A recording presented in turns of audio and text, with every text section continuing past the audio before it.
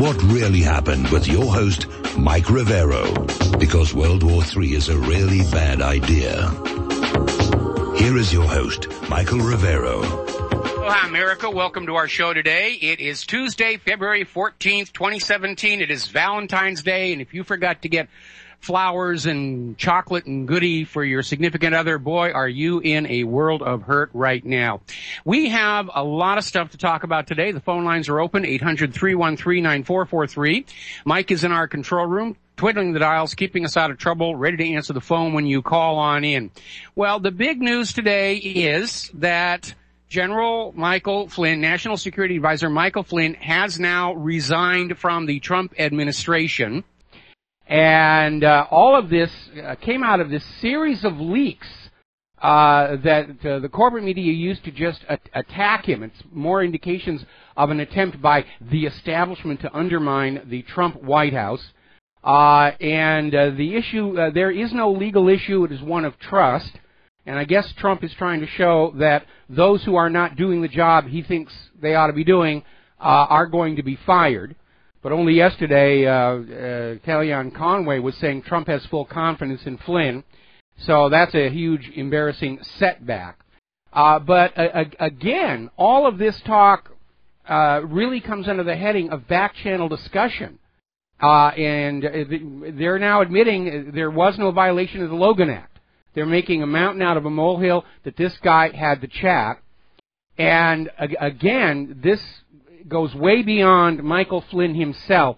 Story out of RINF.com where apparently an ex-Pentagon official interviewed in Russia Today is saying Flynn's resignation is a victory for the corporate media and the Democrats. They wanted to prove they can get anybody in Trump's administration that they want to. And even Trump is out there saying this is all being caused by somebody inside the White House who is leaking information they ought not to be. And that is certainly the case here. Trump has enemies within. Another article coming out of 12160.info, the CIA broke the law to take out its critic, General Flynn, and that too is also the truth. And apparently some of the leaking was itself even fraudulent because the New York Times ran a story attacking General Flynn with this supposed series of quotes from Flynn's Twitter account, and then it turned out the Twitter account in question was fake, and the New York Times has now removed the portion of the article that were including the tweets from this unverified account. But the damage is already done. The damage is already done, and again, we are seeing an entrenched political establishment having lost the election, are still trying to defeat or destroy or weaken Donald Trump's administration. And at this point, anything coming out of the corporate media needs to be taken with a very tiny grain of salt here.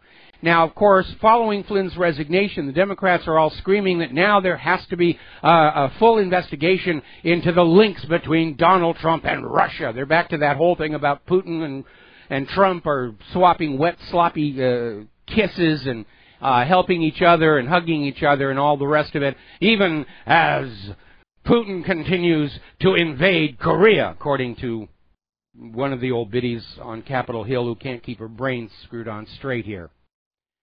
Now, alarmingly enough, apparently Russian insiders are expressing their fear that the Washington establishment is going to go ahead and assassinate Donald Trump. And that is something we need to be paying very close attention to because as of today, the director of the United States Secret Service, Joseph Clancy, has now resigned. Obviously, if you know the president is going to get whacked, you don't want to be the person in charge of the security detail that failed. So he is out. We are hearing yet more reports of a major White House shakeup, including the chief of staff. And again, Trump appears to be having difficulty getting control of his own White House. And I have a message for Donald Trump. I understand that you wanted to find what you thought were the most qualified people to be in your administration. But remember, you were voted into office because you're an outsider And I suggest that the only way you're going to get the White House on your side is to start reaching out to other outsiders to come on in and fill those White House positions. People who are not going to be loyal to the previous presidents or to Hillary Clinton or to the money junkies or the war hawks. You need a clean sweep of our White House. Now, the Senate has finally confirmed Steve Mnuchin as Treasury Secretary. One Democrat actually broke party lines to go across and vote the confirmation through. And let's see, another report saying that Sean Spicer may be replaced in the very, very near future, which is kind of surprising. I thought he was doing a good job standing up to the corporate media. But there does seem to be a lot of chaos and confusion in the White House. It's not a good indicator. We're going to take a minute here to do a shout-out to our on-air affiliates who are just now rejoining our network. Now, over in Germany, there is growing opposition to Angela Merkel. Everybody's turned on her because of the economic hardship of being in the European Union, and especially because of this open borders policy. And at this point, the latest polls are showing Angela Merkel and her party are going to lose this next coming election. There's going to be a coalition of opposing parties uniting against her in this open border policy. And they're all Eurosceptics on top of it. Now, there's a very alarming story coming out of Russia today. And in the same week that Trump is saying he wants to be friends with Russia, he's now issuing a statement that he expects Russia to return Crimea. And basically, he's talking tough and addressing the resignation of National Security Advisor Michael Flynn. Spicer came on out and said Russia seized Crimea under the Obama administration, and the Trump-appointed ambassador to the UN, Nikki Haley, has strongly denounced the Russian occupation. President Trump has made it very clear he expects the Russian government to de-escalate violence in the Ukraine and return Crimea. At the same time, he fully expects to and wants to get along with Russia. Those two statements are mutually exclusive, especially given that Russia did not annex Crimea and Russia is not involved in that eastern Ukrainian situation. This is an example of my concern about Trump, that too much of his worldview is based on what he gets from corporate media, has been getting corporate media for his entire life. Now, because of the election last year and what's going on this year in his administration, Trump has to understand the corporate media lies a lot. He needs to take a deep breath, step back, and ask, what else has he been lied to by the corporate media? And how much of his worldview is based on an illusion? Now, the contradiction between Trump saying he wants to be friends with Russia and talking tough about Ukraine and Crimea may be in response to these Democratic calls for an investigation of links between Putin and Trump. And we already know that Trump will say things that he reverses later on, like moving the U.S. Embassy to Jerusalem. Now, Trump is still in that situation of having to court the Senate to get the rest of his confirmations through. And that means he has to convince the Senate war hawks that he's going to be tough on Russia. He's going to give them the war that they want. But the fact that those two statements are so diametrically opposite, it feels to me like maybe Trump has already sent a message to Putin saying, just ignore all the tough talk for right now, because I got to get my house under control. Now, apparently, David Shokin has been confirmed to lead the Department of Veteran Affairs, and I do not envy that man his job. After all these years and all of this money, they still have not finished moving all the records onto a computer system. It's paper records. Veterans are being allowed to just literally wait until they die from their injuries and illnesses from the war zone. All right, let's grab some phone calls here. The phone lines are loading up here. Bob in Las Vegas, aloha. Welcome to the show. What's on your mind? Hi, Mike. Can you hear me? Yes, I hear. I can hear you. I'm disappointed with this resignation of Flynn, which Trump accepted. Trump appears weak, craven, the corporate media, there's blood in the water. They're going to just keep up this attack. He should have just thumbed his nose at them and said, this is an inside the Beltway story. Nobody cares about this in the real America. Nobody cares about Flynn's phone call with the Russian ambassador. It's just, I'm very disappointed. I mean, this was supposed to be the year of the independent media, and the deep state and the shadow government and the corporate media has won. Well, they've won this hand. They've won this hand. They haven't won the war. Overall, they're obviously in decline.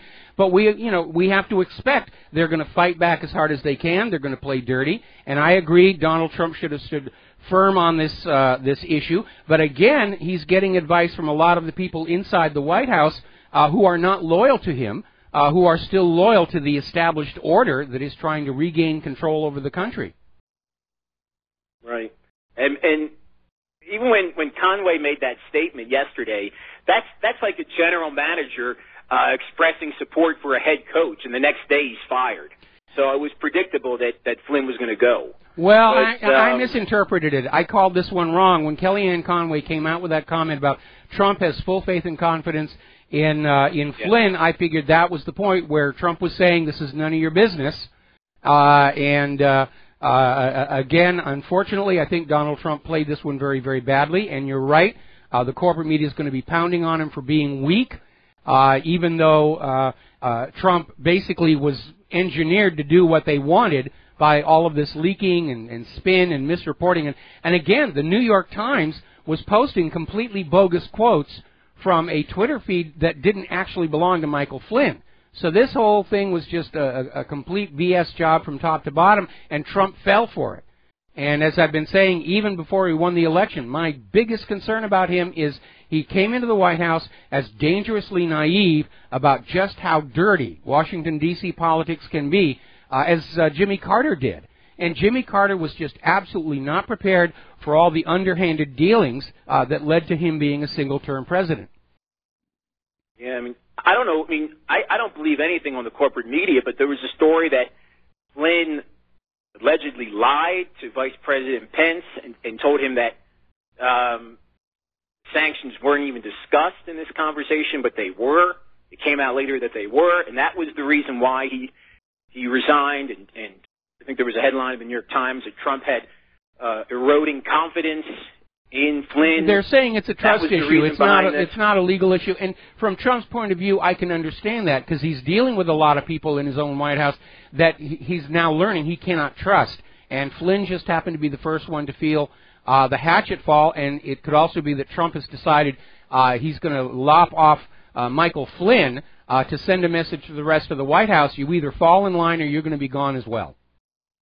Yeah. Oh, Mike, to change the subject, those protesters who were arrested in Washington, the 209, I believe, yes, who were arrested for the violence on Inauguration Day, can't the police question them over their funding, their funding links, especially with respect to this potential Soros link? They can. They should. I hope they are. I think the FBI's gotten involved in this investigation, and yeah, they ought to be following the money back and finding out what's going on.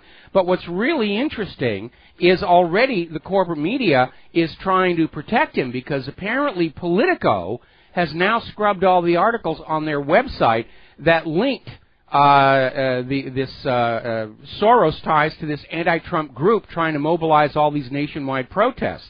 So the corporate media is already protecting him. Yeah.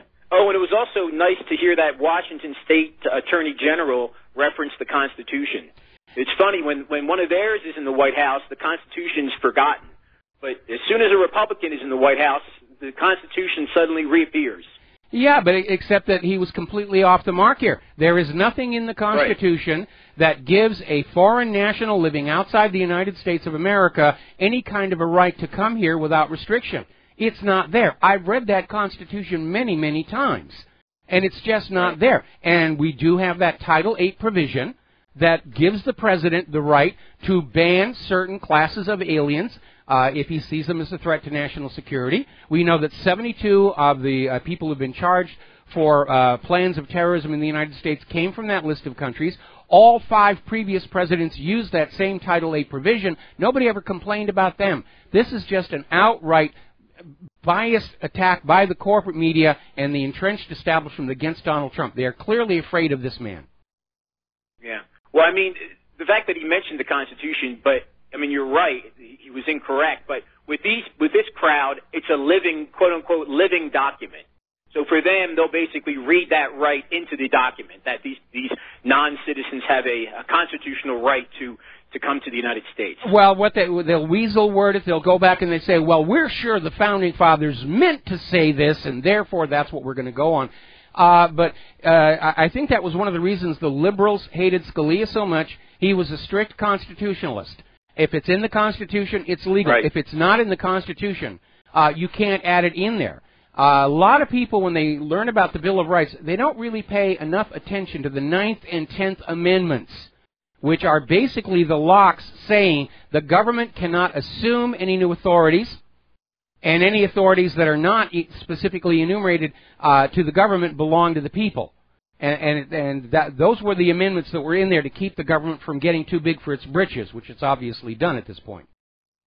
Right. Oh, I just want to say this. William Crystal attacked the white working class as being lazy. Were they lazy when they were out fighting for Israel in those wars of aggression in Iraq, in Libya, and Syria? Were they lazy then? I'd like to ask him. No, I guess they're of no use to him now that those wars are over. Well, no, what it is, it's economic. It's economic. What they want to do is get rid of the American population that wants decent wages and salaries in order to bring in these workers who will work for pennies a day. But again, you cannot support a consumer economy if the workers aren't making enough money to go into those shopping malls and buy whatever it is that you are selling. And why this very basic truism about economics doesn't seem to settle into the money junkies' heads is an absolute mystery to me. Right. But it's those white working class kids that are, for the most part, doing the fighting over there. Yes. So, not the scumbag elites like William Crystal. So, all right. Thank you, Mike. All right. Thanks an awful lot. We're going to switch over to Mark in North Carolina. Aloha. Welcome to the show. What's on your mind? Hey, how you doing, Mike? Doing fine. Mike, I'm really angry, boy. I'll tell you. I didn't want to, I wasn't even going to listen to you today. I had something else planned. But after what happened last night, I was so angry, and so disappointed, disgusted with Trump. I think he's showing weakness to the first degree.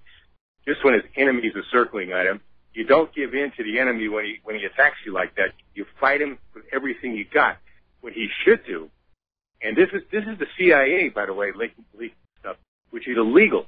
Now, what he should do, first of all, is pardon Ed Snowden just on that alone, because Snowden warned about phone calls and all that, and this proves Snowden right. The second thing he should do, I don't think he has the power to disband the CIA. I think only Congress can do that. But what he can do, and this is Mike Flynn's agency when he was in the military, is take all or most of the duties of the CIA and transfer it over to the military, to the DIA, the Defense Intelligence Agency. Well, that's what John F. Kennedy tried to do. Following the Bay of Pigs. Don't try to do it. Hang on. Let me give you a little bit of backstory here. The president does have the authority to do that with an executive order. John F. Kennedy tried to do it following the Bay of Pigs when he realized the CIA had lied to him and set him up for that huge embarrassment. But unfortunately, his executive order was never carried out due to what is politely called bureaucratic resistance, and of course, shortly thereafter, Kennedy was assassinated. Well, if he works it out that's again why he should have kept Flynn. Another reason he should have kept Flynn. I agree he should have kept Flynn. I absolutely agree with you. I don't know what possessed him to do that about-face last night. He's getting bad advice, unfortunately. Exactly. Yeah. What the problem is he's got all these mainstream Republicans. Okay, Mark, I'm going to put you on hold. Mark, I'm going to put you on hold. We've got to take a break for commercials. We'll be right back. Would help to put up the master volume here. Welcome back to the show here. We're talking with Mark in North Carolina. You had something else you wanted to say.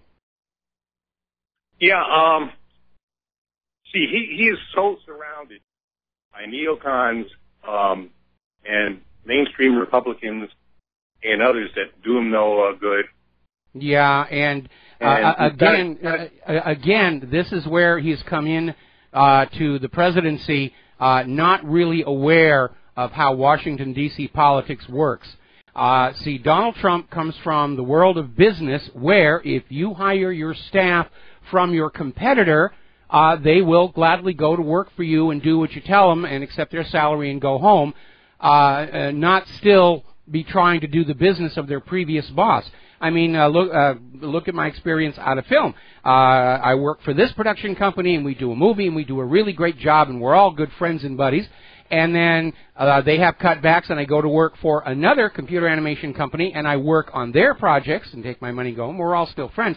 And that's what Trump is expecting, that when he hires these people into his White House, they're going to do the job for him that he wants to have done. He's not used to this idea that he's bringing in people who have loyalty to somebody else outside the office. He's just not used to that. You don't really see that much of that kind of betrayal in the world of business. And if anybody from Trump's administration is listening to this show, please pass this along. He can't treat the White House as if it's one of his business ventures. It's a completely different universe, and it's very dark, and it's very dirty, and it's very nasty. And they are out for his blood right now. There's one more thing, too, about the tentacles of the CIA. People think, they see these stupid movies about CIA agents and this and that, government employees and this and that. That's not what the CIA is about. There's a lot of people who work for the CIA that really are not directly employed by them. And one example is your fellow talk show host there, Glenn Beck, there's no question that he's involved. He was involved with that McMuffin or McMullen character that ran as an independent, who is a supposedly quote-unquote ex-CIA agent. Yeah. He's obviously involved with them big time, and he even says in his show a lot of times, he warns, you better listen to these intelligence agencies because they will know how to deal with you otherwise, Mm-hmm. He is definitely a CIA, and he's a dangerous and very venomous individual that I think people need to be aware of and need to come after. Well, I'm not going to encourage going after him or anything, but if you remember the history of the CIA's Operation Mockingbird, starting at the end of World War II, the CIA attempted to take control of all the available media of the day simply by having CIA assets in these top management positions. And again, the one brush I had with CIA was at CBS Television City out in Southern California, where I was not particularly impressed with them, and soon after lost my job at CBS Television City. And there's no doubt they're trying to do that with the independent media to grab the stars or to create stars, give them enough money where they can, have big studios and lots of equipment to get on out there in order to continue to try and control the discussion. The beauty of the independent media is there's thousands of us. There's too many to control. When I say go after him, I don't mean go after him physically. I mean go after him on Twitter, go after him on Facebook, go after him on his website. Tell him and go and act and publicize, like I'm publicizing to you now, just how evil this man is and how controlled he is by the CIA, which I believe really is one of the most evil agencies, if not the most evil. Well, I'll agree with you about I have to cut you off. We're coming up on a commercial break. I agree with you about the CIA. Sometimes they think they should be running the country. Other times they think they are running the country. But unless you can document a link between CIA and Glenn Beck, the statements you're making actually qualify as defamation. And so we need to be very, very cautious about that, or we're going to wind up being sued. So that's just the reality of the way these things are set up. Thanks an awful lot, Mark. We're going to let you go. And we've got other callers waiting on the line that I'm going to get to after the commercial break. But again, Donald Trump is as naive about going into the White House as Jimmy Carter was. He's not prepared for the way people behave there, and he needs to learn real quick because he's being fed bad information by people he thinks are working for him but are not. We'll be right back. Aloha, America. Welcome back to the show. We're going to go to the phones. George in Texas, aloha. Welcome to the show. What's on your mind? I could tell you the Trump White House fell on their sword for nothing. Yeah, I think this was a bad, bad move. And the thing is, the first thing I would have did if I were Trump and went in the White House, I always just had a zero-tolerance policy towards insubordination. You know, you got these Obama holdovers, you got these neocons, and it's time to throw them out. Well, I'm sure they're being very polite and respectful to Trump's face. You know, they're not doing anything that Trump can point to and say you're being insubordinate or disobedient and you're fired. You know, these are political masters of smiling at you at the same time they're knifing you in the back. And that is the lesson Trump has yet to learn about Washington, D.C. society. I mean, it's not like one of his businesses. No, no, it isn't. His business acumen is now proving to be one of his major weaknesses because he's expecting people in the White House he's hiring to be businesslike, to behave like employers. You work for me now, you do what I tell you, and he's just not picking up on the fact that he has brought people into the White House who are still politically loyal to his enemies. And they're feeding him bad information, and they're leading him from misstep to misstep. Well, I just hope, he gets the right people around him that know what. And I really think General Flynn resigning. I think he's to be more dangerous to the establishment now that he's outside than he was inside. Could very well be. But I agree. This was a bad move for Trump to do. And the corporate media is going to just be pounding on this as a sign of his weakness and whatever. I mean, Donald Trump can't do anything that will look good in the eyes of the corporate media, he has to understand that right now. It doesn't matter what he does; it's going to be portrayed in the worst possible light. They are out to get him, and he should have learned his lesson when Chris Christie was trying to load up his campaign with all these neocon insiders, and he fired Chris Christie. And now it looks like he's going to fire Priebus, and there's going to be a major shakeup at the White House. But Trump needs to get people in there that he knows are loyal to Donald Trump and are not Obama holdovers. They're not plants by Hillary. They're not part of the project for the new American century. And all of the rest of that. He does need to do a complete fumigation of that building right now. I mean, it's more like I say, anybody inside Washington Beltway that worked in the Beltway, I'm sorry, but they've been contaminated. And I'm just saying, you should start just bringing people from outside the Beltway. He needs some outsiders. He needs some outsiders. Do you remember the legend of King Arthur of Camelot and his wizard Merlin? Do you know why Merlin was valuable to King Arthur? It wasn't because he could do magic tricks. It was because Merlin was the one person in Arthur's inner circle who could step outside the political strata and go on down, talk to the man on the street, talk to everybody at every level in society and build an accurate picture of what was going on, then go back to Arthur and say, this is what's really going on. Because any leader is going to be surrounded by a bunch of parasitic sycophants who are going to be telling the boss what is in their best interest for the boss to be thinking. And by the way, what they're trying to do to Donald Trump, they were doing that to John F. Kennedy as well. During that whole run-up before the actual assassination, they were trying to keep Kennedy absolutely misinformed about what was going on over in Vietnam. And that's why the job of Chief of Staff of the White House is so important, because that Chief of Staff of the White House is the one who controls access to the President, and if that Chief of Staff has their own agenda, then he's going to let the President see only those people that serve that agenda, and everybody else can just take a walk on over to the Library of Congress and read some books for a while. Well, it just seems like Wright's previous agenda was to isolate Trump. I think that's the agenda of every chief of staff, and any president who doesn't understand that, is a fool. But that's why so many presidents have had what they call the kitchen cabinet, which is a network of unofficial, non-Senate approved advisors who are outside the system, performing that same function as Merlin, talking with people in the street, talking with everybody outside the system to find out what's really going on.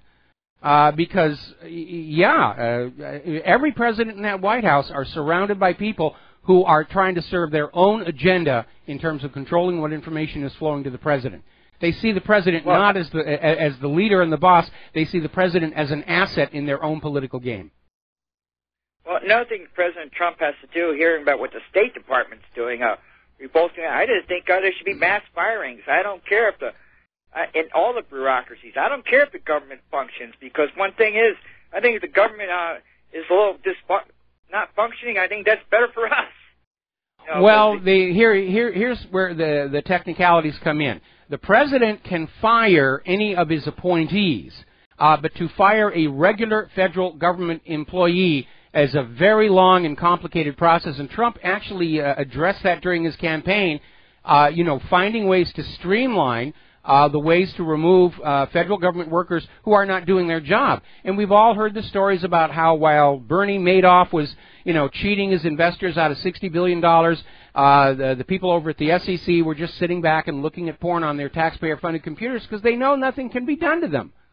They would have to kill a puppy on live national TV before somebody would say, maybe we need to find another opening for this guy or gal to be working in. I mean, it is very, very hard for a federal government employee to lose their job once they get it.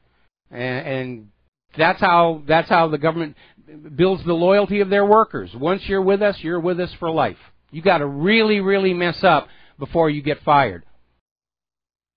Well, as far as I think you should just fire all the appointees, the holdovers, because they're not doing this country any service. Okay, well, all the appointees from Obama turned in their resignations on the inauguration day. That's a tradition, and Trump can either accept those resignations or reject them, and he did a few.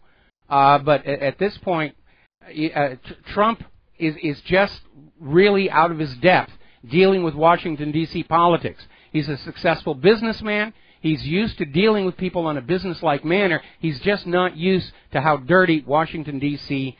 Can get politically. Anyway, Dustin, got to let you go. I'm sorry, this is George. George, got to let you go. We got a bunch of phone calls I need to get through and then get back to the real news. Dustin in New Jersey, aloha. Welcome to the show. What's on your mind?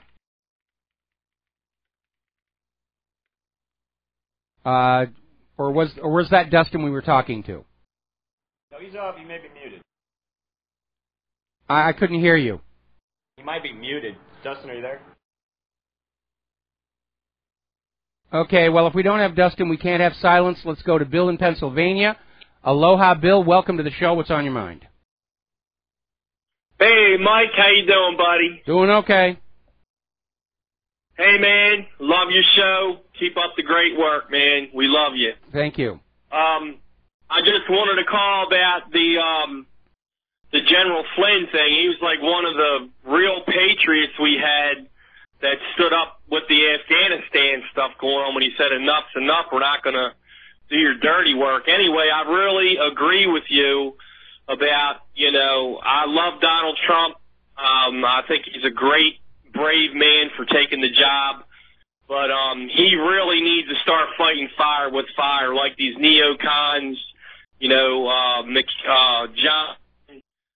John McCain, the Canary McCain and Lindsey Scam, the ones that are publicly out there literally working against him, and letting it be known through the media that they call him incompetent, this and that, and all this other stuff, and talking about he's, Russia's puppet and all this other stuff. I mean, he needs to reach out to them. What's really amazing is the corporate media continues to ladle all these lies about Donald Trump, and then they get their knickers in a twist because the White House press spokesman doesn't want to take their questions ahead of everybody else. I mean, talk about arrogance of power.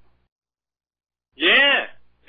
He really has to start cleaning the mess up because it's going to get worse. I mean, these neocons have got to go, even if he has to start his own investigative team, his own little personal, let's say Secret Service, because, I mean, these guys can't be hard to get some dirt on them to get them out of office. I mean, they got a lot of dirt on them with their political background, things that they've already done. It can't be that hard to get them out of office. Well, I would sure like to see Trump give Trey Gowdy some authority as a special prosecutor looking into corruption in general, and that would really really kind of help the matters along there. All right, well, listen, Bill, thank you for the call. I'm going to clean up the phone lines because I need to get back to doing the news. We're going to switch over to Brendan in San Francisco. Aloha, welcome to the show. What's on your mind? Mike, I'll try to be quick. Just heard that Greece is allowing the first mosque to be built in who knows how long. Yes. That prompted me to go online and do some research, as I always do. And I found some very disturbing videos where these islands are being completely overrun by so-called refugees, Muslim migrants, whatever you want to call them. Yes. Throwing rocks at historic sites and buildings and harassing the locals. I mean, I've watched a lot of videos in my day, and this just shook me to the core of, like, the menacing element to it. And I'm telling you, man, I encourage people to go look for themselves, research it. I mean, this is just, they're going to leapfrog all the way across Europe, and we got to stop the flow. Well, you know, on the front page of WhatReallyHappened.com right now, there's a video. It's toward the bottom of the main page. Paris at War, Media Silence, and it's basically a collection of videos of all the rioting that is going on in France with the refugees, and it is a huge amount of violence in the street, and the corporate media is trying to keep you from seeing that's what's going on, because that's what's spreading across Europe, and that's what's going to come here to the United States of America. And Right. It's very obvious that for the people who are dreaming of a single global government, you know, chaos in the streets is their methodology, and they don't care how many people get killed or crippled, how many lives are ruined or destroyed for their ambitions. And I think by that definition, these are mentally ill people who are trying to bring about this new world order. Correct. I think also Greece is a symbol for the rest of the world, the birthplace of democracy. If they can destroy that, the symbology of that is huge. Real quick, Mike, the phone screener, asked me about the dam out here in California up in Oroville. Yes. And I was listening to the Common Sense Report with Dave Hodges, and he had a guy on the ground over there speaking to some of the engineers, and he said if this rain continues, that dam will fail. And he said, moreover, Sacramento is going to be a disaster with their earth and levees. And I've known about that for years. They used to zone it so you couldn't build near the levees. And now they've gotten rid of all that. They're building condos, everything, right up to the levees in Sacramento. They say it's going to be worse than Katrina. And on that note, I'll let you go, Mike. Okay, well, thank you. I didn't think the rain was supposed to really crank up until tomorrow, but if it's starting early, yeah, this is a horrible, horrible disaster. It's slow motion. We know something bad's going to happen. Nobody can do a thing about it. It's very, very frustrating. All right, let's see. We're going to switch over to Joe in California. Joe, you're going to be the last caller. Then we're going to close the lines for a while because I got a bunch of news I need to get to. What is on your mind? Hi, Mike. I just wanted to comment on all the leaks in Trump's White House and the fact that when Bill Clinton became president, they changed over the phone lines to whatever, I don't know, but when he was dealing with the Monica Lewinsky scandal, he made the comment that a foreign government is listening in on our calls. And, of course, I think that foreign government is in the Middle East. Well, you're absolutely you're right about that, but for a little bit of clarification, the phone system that the Clintons put into the White House included private lines that were not being recorded, which normally business calls in the White House are supposed to be logged and transcripts because they're part of the public record and they belong to the American people. And the reason Bill Clinton's phone system was criticized is it had lines that were isolated and not being recorded and not being monitored. The people who were bugging the phone calls between Bill Clinton and Monica Lewinsky were doing it from her end over at the Watergate. She had an apartment in the Watergate complex, and they got it from that end. But there's a lot of bugging going on here, and of course, isn't it amazing how quickly the NSA could circle in on Flynn, but they couldn't find anything on Hillary's missing emails, and they certainly can't track down those computer criminals, can they? But by golly, they really showed their stuff with Michael Flynn. Yeah, they've got their knife sharpened up for Trump. Yeah, they really, really do, and Trump better wake up and realize he's not in Kansas any longer. Okay, Mike, thanks. All right, thanks an awful lot. We're going to close the phone lines for a little bit here. Apparently, there has been a major discovery of oil and gas in Iran. They've found a dozen new oil fields that could produce 30 billion barrels of crude oil and 128 trillion cubic feet of natural gas. And so, boy, at this point, if they weren't thinking of invading Iran before, they sure as heck are now. How dare they build their country over our oil and gas? Oh, those gosh darn Iranians. Down in Venezuela, apparently CNN has aroused the ire of Nicolas Maduro with their inaccurate reporting. And basically, Maduro is now telling CNN, keep on out. You're sticking your nose in, you're manipulating, you're trying to influence the internal affairs of Venezuela. And so people are waking up to what CNN is really all about. And by the way, to show you just how ridiculous CNN can get, CNN actually put out the story that on the Grammys, Beyoncé's loss to Adele was entirely due to racism. That Beyoncé would have won if the Grammys weren't racist. I mean, that is just so over the top. I mean, even Beyoncé was saying Adele was doing wonderful work. But anything to push the agenda, anything to push the propaganda, oh, it's a racist society, those whites have to go, you blacks should raise on up and do whatever it is they're going to do. By the way, you remember that photo of the murdered Russian ambassador and his killer? It's been chosen as the World Press Photo of the Year. Huzzah, huzzah, huzzah. Oh, yes, we killed the Russian ambassador. That should be a famous photo enshrined in history. All right, we're going to take another break for commercials. We'll be back with more news after these few words. And aloha, America. Welcome back to the show here. And there is a new gate out there for us to pay attention to. It's being called Clickgate. And it's talking about this story that came out a few days ago where analysts discovered that roughly half of all the traffic at the corporate media's websites is being generated by Chinese botnets. In other words, they're artificially inflating their numbers to make it look like they're still in command of, a large audience. It's deceptive. It's certainly cheating their advertisers, and obviously the corporate media is never going to report on this anyway. But it's another sign of the decline of the corporate media, the erosion of the trust and confidence in the American people in our existing system. And again, there are so many parallels between what's going on today in the United States and events that transpired in the former Soviet Union just prior to its collapse. And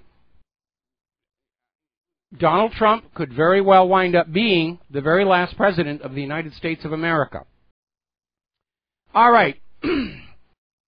Martin Armstrong is out there looking at all of this rioting and protesting that's going on, and it all appears to be funded by George Soros organizations.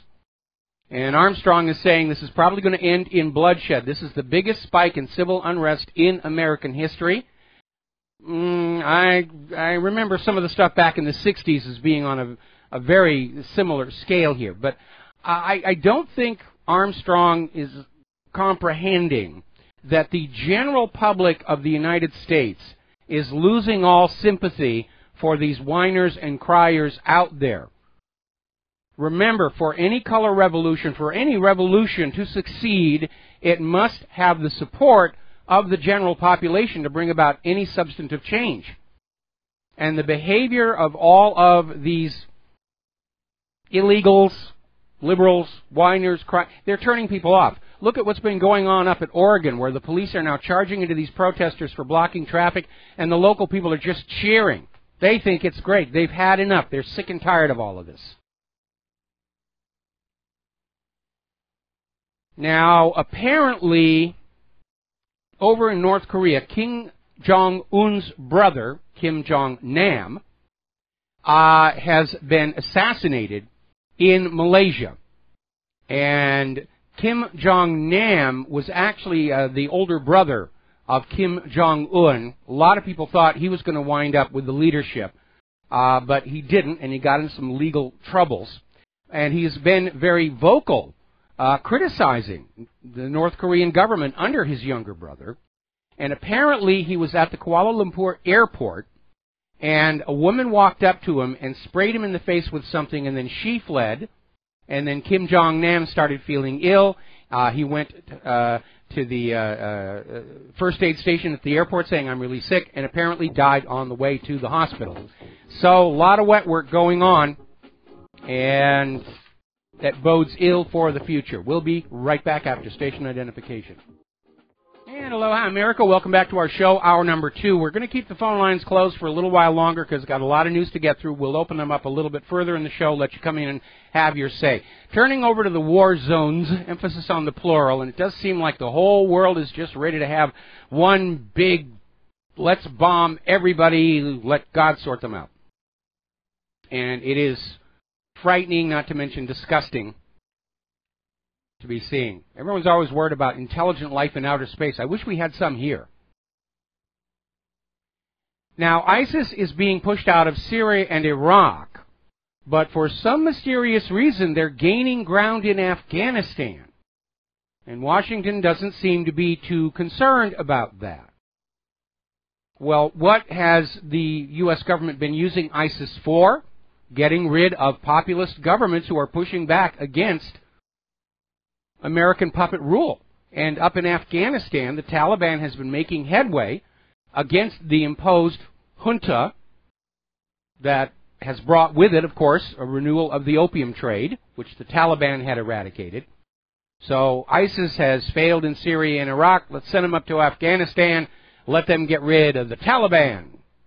So they're still out there playing these games, except that everybody now understands what they're doing. Now, Russian investigators are accusing Kiev of attacking civilians in eastern Ukraine using missiles equipped with high explosive fragmentation and cluster charges against residential areas. Now, if you're my age, you think of a weapon of mass destruction as being an atomic bomb. But the interesting thing is that term has been redefined to include much smaller things, including chemical weapons, biological weapons, and area dispersal weapons, including cluster bombs, fragmentation bombs. So technically, according to these Russian investigators, Kiev is using weapons of mass destruction against civilians in eastern Ukraine. Interesting article that came out of Sputnik News looking at what's going on in the European Union, where Brussels is talking about federalization and stricter control over the entire European area.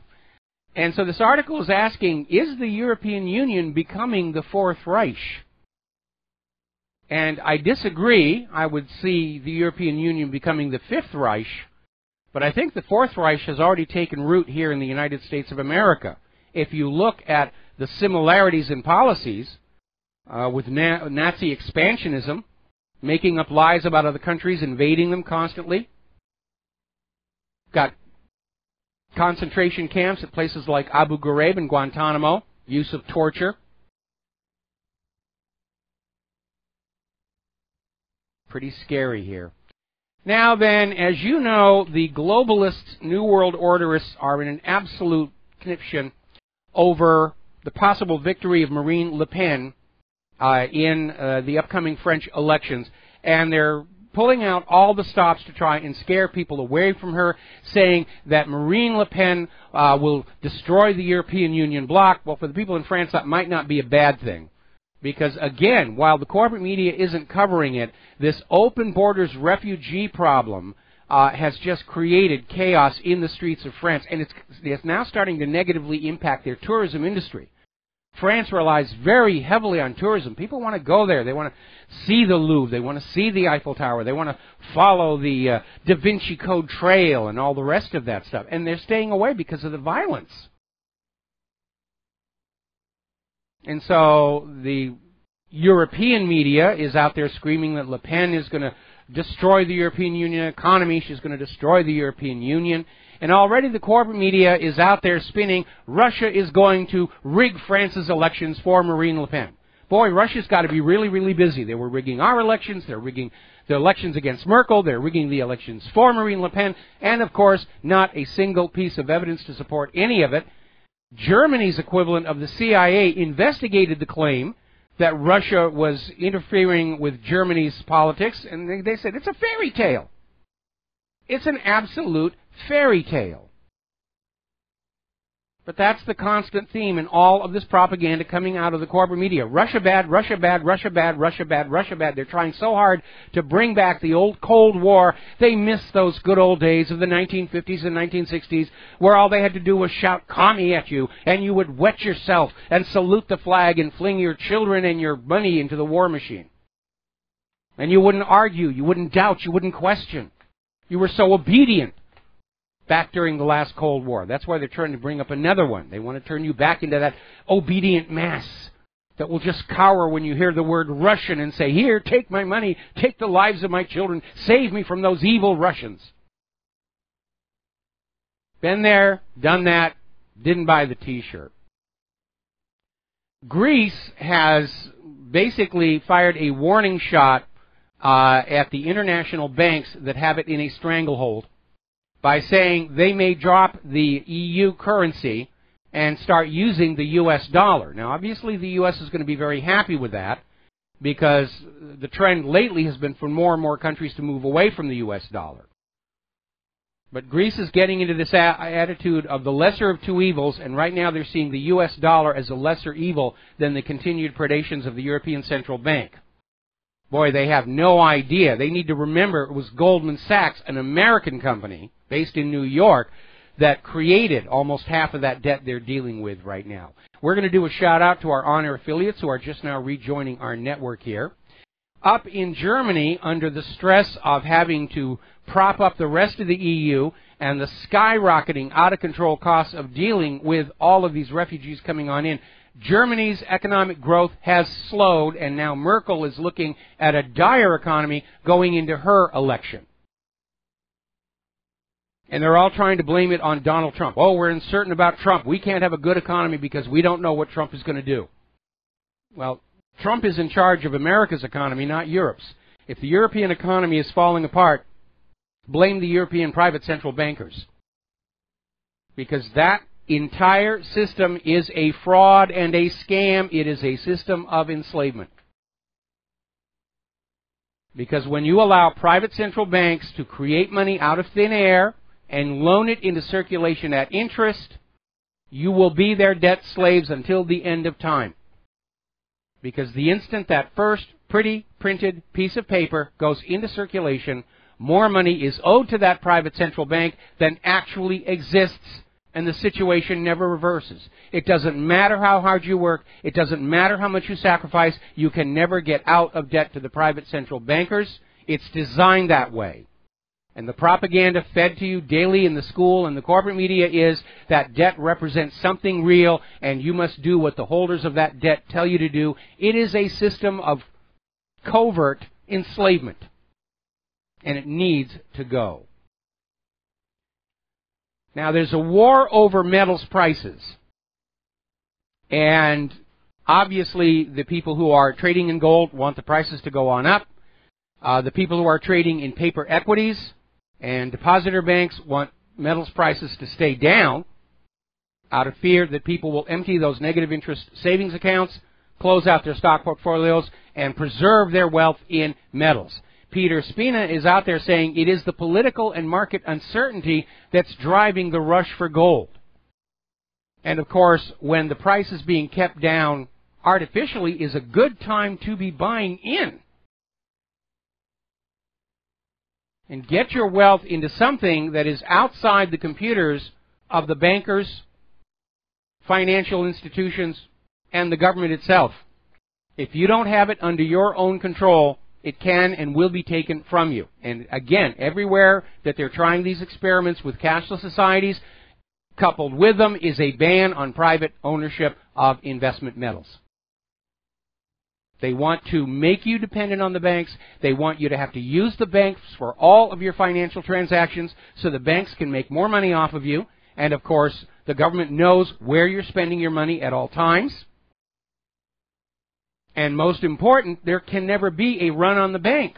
Because if you go to the bank and say, give me my money, they say, well, there is no such thing as money anymore. All we can do is transfer it to another bank, and you can send it over there. And if all the banks are going down together, that's going to be a serious, serious problem. But the bankers aren't thinking what's best for society as a whole. The bankers are thinking about their money addiction. That's all they think about.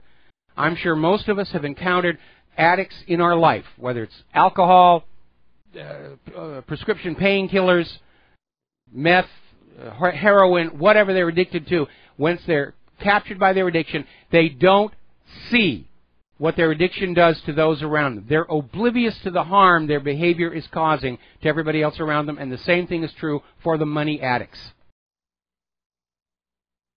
They will destroy our society before they understand society's problems go back to that money addiction.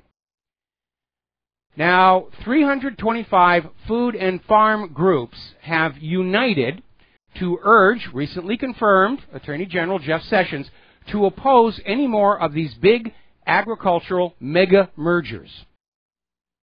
Because we're seeing in agriculture the same thing going on that went in the media a few years back. A few large corporations are being allowed to gobble it all up and create a monopoly. And once it is a monopoly under the control of just a few who are coordinating with each other, prices will go up, quality will go down. That's why we actually used to have anti-monopoly, antitrust laws in this country, because competition provides best prices and best quality to the consumer. And monopolies work exactly the opposite way. And again, the rise of mega monopolies is another sign that we have ceased being a capitalist economy decades ago, and we have slid off the edge of the cliff into pure economic fascism. And here is the little ironic piece of history. Vladimir Lenin predicted years and years and years ago, all the way back when they were setting up the socialist system in the Soviet Union, he predicted when Western capitalism failed, that it would inevitably become fascistic in order to preserve the wealth and privilege of those at the top. Now, over at The Guardian, they had a photo essay, and it's on Rio's Olympic venues 6 months later. And they are hideously deteriorated, run down. They're not really being used. They're just sitting there in disrepair. And everybody is saying this is raising questions about the legacy organizers promised would benefit the Brazilian city and its residents. The hard truth is, every government that hosts the Olympics promises the people the games will be a benefit to their nation, and all of those new sports facilities will be used and appreciated by future generations. It rarely, if ever, works out that way. Most of those venues are abandoned. They're not used because not everybody's an Olympic athlete.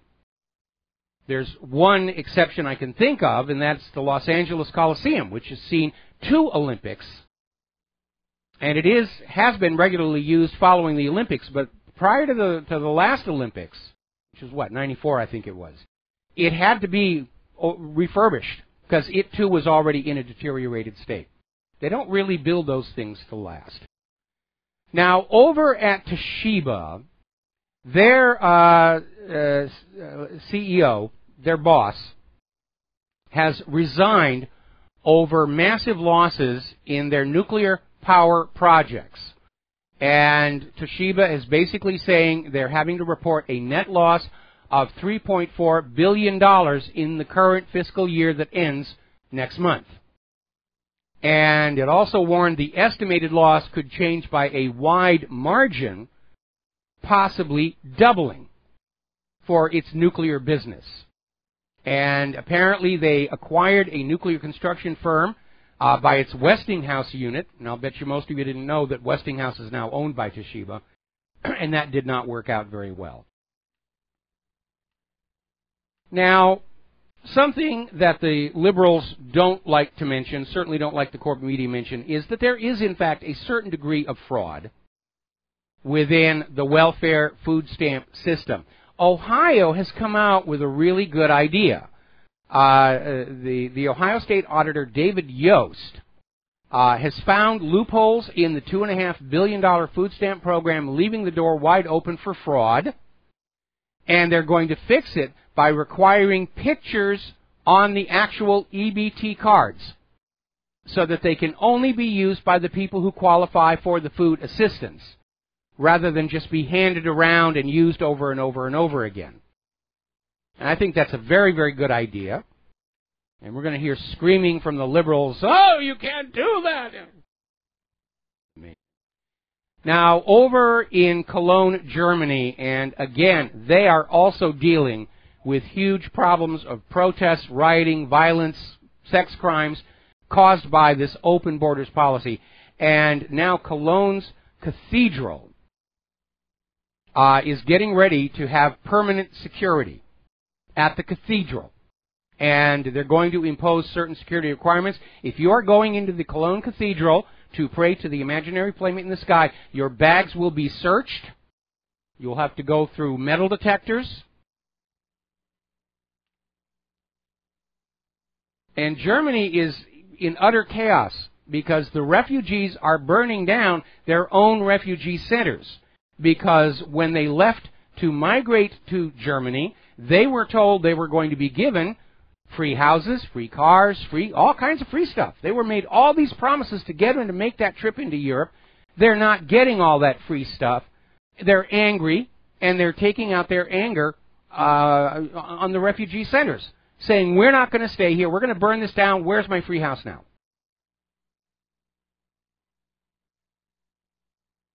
What a can of worms Soros has opened on all of Europe and the United States. And by the way, here's where it gets really interesting. Some of the first Syrian refugees that have come to Germany and are trying to assimilate into German society are now saying that Merkel has brought too many migrants in. And for those migrants who are trying to adapt and assimilate into the society, the negative image of these other refugees who are burning their refugee centers and carrying out sex crimes, they don't want to be tarnished by it. And so those first Syrian refugees are saying, okay, we're here, shut the door. It's time to shut that door. Apparently, the latest polls are showing 2/3 of the German voters are saying there needs to be a new chancellor. At this point, even Diebold and Hillary's vote stealers are not going to be able to save Angela Merkel. By the way, you know this so-called Jewish rally for refugees, which was an anti-Trump rally. Apparently, their organizer was funded originally by the Obama government to resettle refugees. They're taking the money that was supposed to be spent to resettle the refugees, and they're organizing these protests and rallies. I think that's a misappropriation of the money. But what's really insane was how they're trying to equate this travel moratorium with the Third Reich.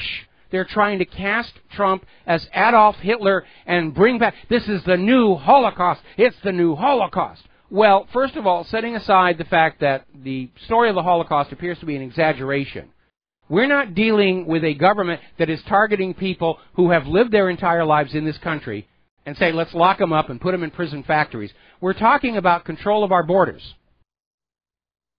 And this idea that borders should be gone, George Soros loves it. Look at the damage that is being done by it. And the propaganda is just getting totally hysterical when they're out there screaming about Nazis and Holocaust and Hitler and all the rest of this, which proves that this particular group of people is stuck in time. They are unable and unwilling to live with the rest of us here in the 21st century. And they are mentally stuck in the middle of the last century, even though most of them were not even born at that time. But that's their identity. Oh, yeah, Hitler. And you know what's kind of weird? Hitler wanted to be remembered forever, and Israel is giving him exactly what he wanted. I think we ought to just forget the guy. Anybody who does a bad job, let's forget about him. That's what they used to do in ancient Egypt. If you messed up as a pharaoh, carve your face right off the rocks, nobody remembers who you are. We'll be right back after these few words.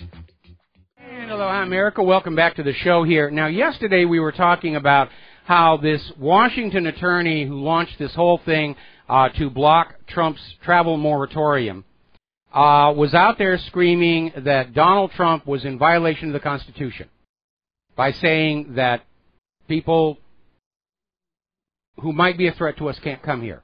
And I basically said, I challenge this Washington state attorney to show me where in the Constitution a foreign national living outside the United States of America has any right to come into our country without any restrictions.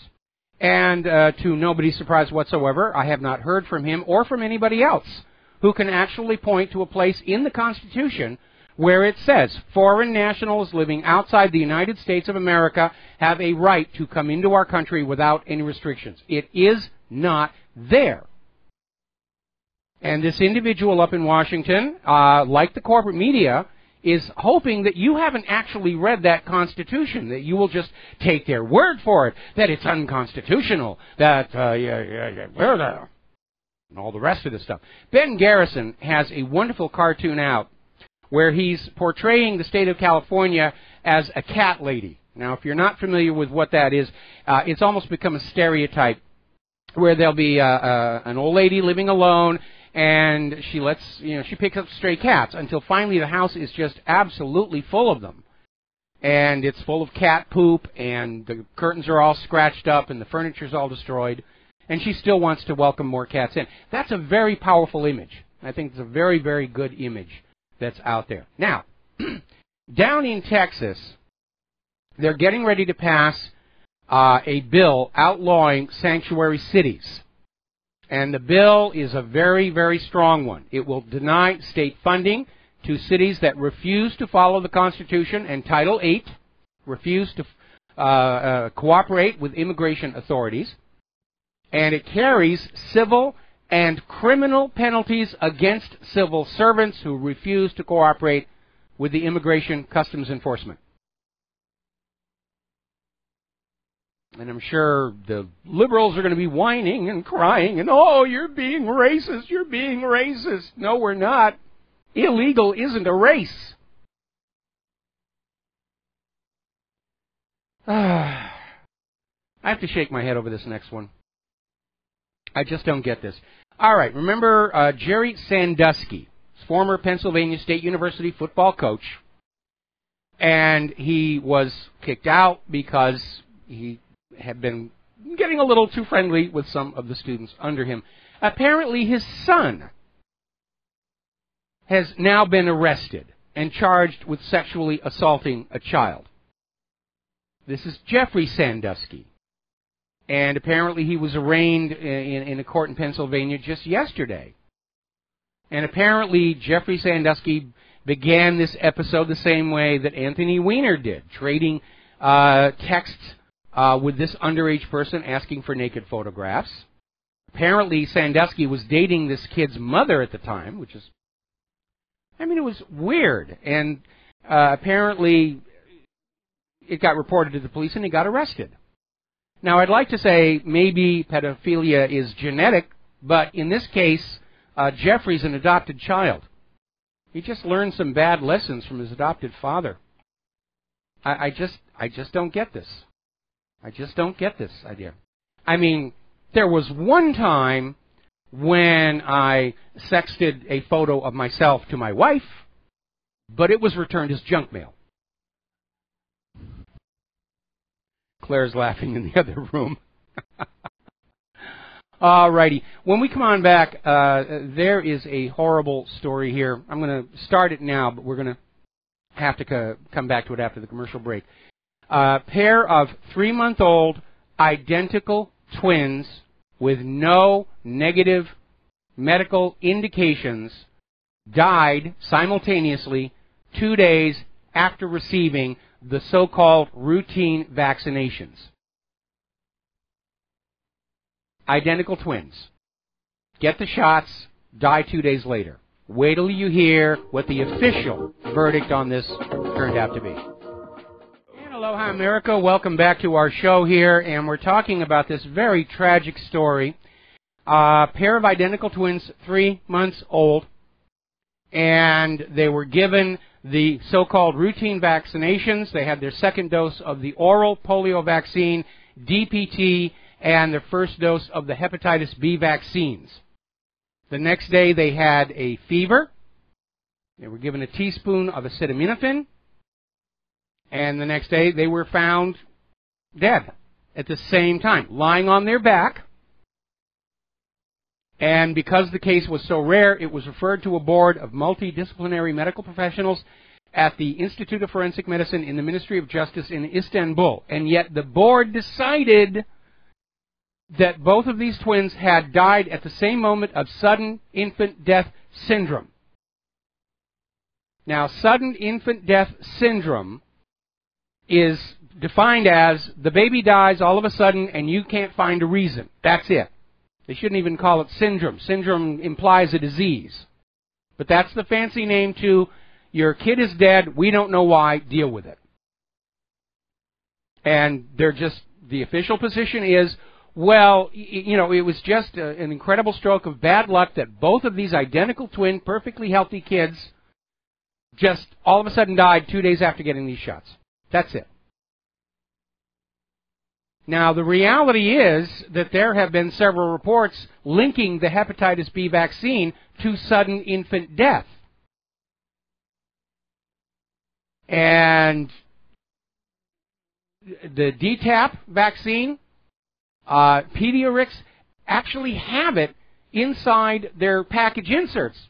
Autism and SIDS are adverse effects of this vaccine. But of course, you're not told that on the commercials, and the doctors and nurses don't tell you that. You've got to read those package inserts. Now, when it first came on out that some of these vaccines package inserts acknowledged the possibility of autism and SIDS under adverse effects, the pharmaceutical companies came on out with this rather interesting piece of propaganda saying, well, look, you can take it from us. They don't really cause autism and SIDS. It's just our lawyers made us put it in there just in case. Now, these package inserts represent part of the process of FDA approval. And there is a database for all these pharmaceutical products at the FDA that you can search for adverse conditions, such as autism and SIDS. And that's what the marketers at the pharmaceutical companies are saying. You know, the stuff is perfectly safe. It's just the lawyers and the government makes us do it. You don't have to listen to them. Now, Donald Trump has never had the flu shot. And he's never had the flu. Just a little something to keep in mind. All right, we're going to start taking phone calls. Alex in Florida, aloha. Welcome to the show. What's on your mind? Hey, Michael, I heard an economist the other day mention that he doesn't think that Trump's going to replace Obamacare. Have you heard anything about that? I'm hearing that there's a huge amount of debate about it. Of course, the Democrats want to keep it right where it is. So do the health insurance corporations who are trying to make money off of it. And, you know, we have Democrats in Congress that are dedicated to preserving the legacy of Barack Obama, even for things that aren't working. And I think any objective observer has to realize Obamacare was a disaster. First of all, from that way too expensive website that never worked, to the fact that for the vast majority of the American people, this has been a raw deal. Our premiums are going up, skyrocketing, estimated 40% next year alone.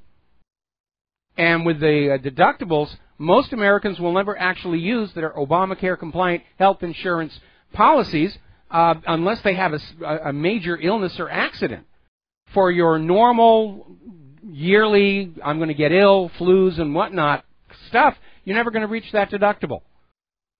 And a lot of people were actually better off not having health insurance and just paying for the medical care out of their pocket. But, of course, the goal of Obamacare was to force you into buying these very expensive health insurance policies to make the health insurance companies rich, which is why the Internal Revenue Service now has that huge penalty for anybody who can't prove that they're buying those hideously expensive, useless health insurance policies. Yes, I hate to think this, but I believe that the insurance companies that were in the marketplace only for a year, I think they raked in huge money, and I just think it's a scam. They're acting like they lost money, and I think that their business plan was probably, let's make $1 trillion and just sit back and give it to our little subsidiary companies that are trying to get on board. I can't help but think that. Well, but anyway, I hope. What? No, continue, please. Anyway, I hope that it gets repealed. I want people to get health insurance, but it's astronomical. I just can't believe that he would leave it there.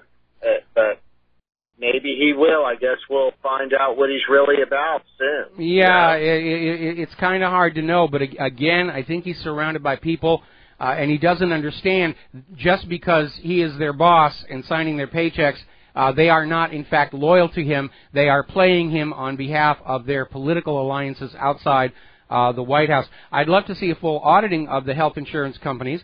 Yes, they are publicly crying poor mouth, even to the point of demanding bailouts. But it's been a disaster all the way around, and I think it should be gotten rid of. I think we should bring back competition to the marketplace. And Obamacare basically allowed the health insurance companies to coordinate their pricing and their deductibles to deny the American people any kind of choice. Competition in business provides the best quality products at the lowest price to the ordinary people. We need to get back to that. Those farmers are right. We can't allow agriculture mega-mergers. We should break up the media monopolies. We've had antitrust, anti-monopoly laws in this country for a very, very, very good reason. We need to bring those back. Yeah. Well, thanks to people like you and the independent media, I think we are breaking up the monopolized media right now. I think so. And I'd love to see it. So anyway, let's just see. It would stimulate the economy big time if people were saving $200 and $300 a month on their insurance. Yeah, you're absolutely right. It would help me. It would help me a lot, I'll tell you that. I mean, and a lot of people, it would help a lot of people. That's a lot of money. It is. It's a huge amount of money. $300 a month is a lot of money. You know, I mean, think that they could save on average that. Well, the American people are being plundered, and for a lot of Americans, it has literally come down to a case of they simply don't have the money to buy all the things they're being ordered to buy. And until somebody focuses on bringing new wealth into the system, the abuse and oppression of the American people is only going to get worse until the point where a real revolution does take root. And I don't want to see that. But again, at the very top of our society, we have people who are addicted to money. And they're not actually addicted to the ink and paper or even the numbers in the computer. What they're addicted to is that rush when they get more.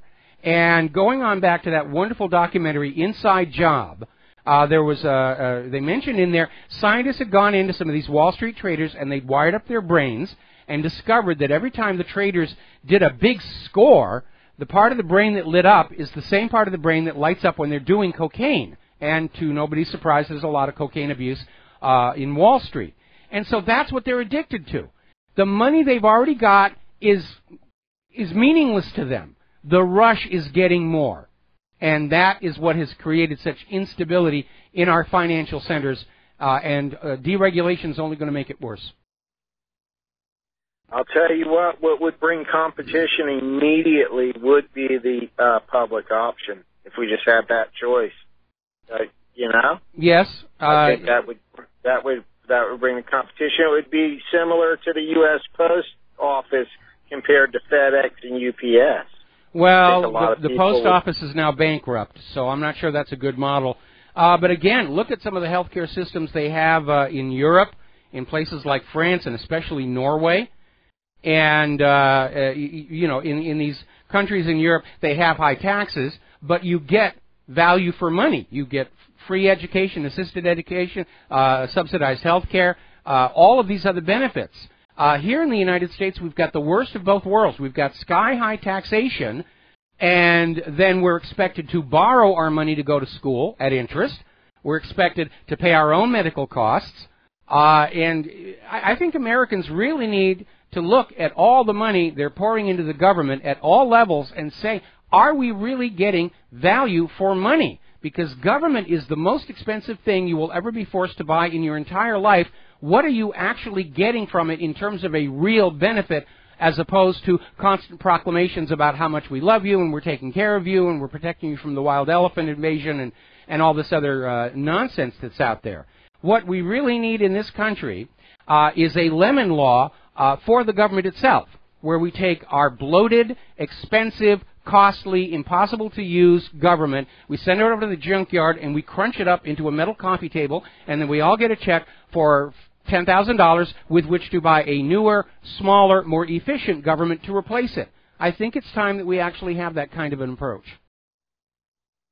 Exactly, and get rid of the centralized bank, as you've always said. That's the root of all the evil. It's the root of all the evil. We need to tell them. We need to tell them we do not owe you the money that you're saying we owe you. You need to go to jail. Well, you know, the private central banks, they make their deals with the government. I mean, look at that scam they did up in Canada, where Canada's central bank is actually owned by the Canadian people, and according to its charter, it's supposed to provide interest-free loans for Canadian infrastructure. But starting in the 1970s, the Canadian government started borrowing money for infrastructure development at interest and stuck the Canadian taxpayers with that bill. And so from the point of view of the bankers, they're saying, look, your government, authorized to act on your behalf by virtue of the ballot box, decided to borrow their money from us at interest, and that's just, you're going to have to deal with that. Debt is debt. Debt is holy. Debt is sacrosanct. It doesn't matter how it comes on about. Ellen Brown has pointed out correctly that with Trump's plans for infrastructure improvement in this country, that if he were using his authority as president to order the Treasury to issue an interest-free value-based currency to fund the infrastructure work, it would cut the actual cost of all of these projects literally in half. Because when you look at the amortized interest on all of these loans, you come to find on out the private central banks are making as much money off of any effort as those who actually do the work. And all in exchange for ink and paper, for their computerized permission, their leave for you to do what you want to do. That's it. Yeah, just think if the government provided us loans for homes interest-free, where that's just a fee and you have to pay it over 12 years, it would stimulate the economy. Our mortgages would be the same amount every month, but we'd be able to pay them in 12 years. And it would, anything that's for we the people, we're done.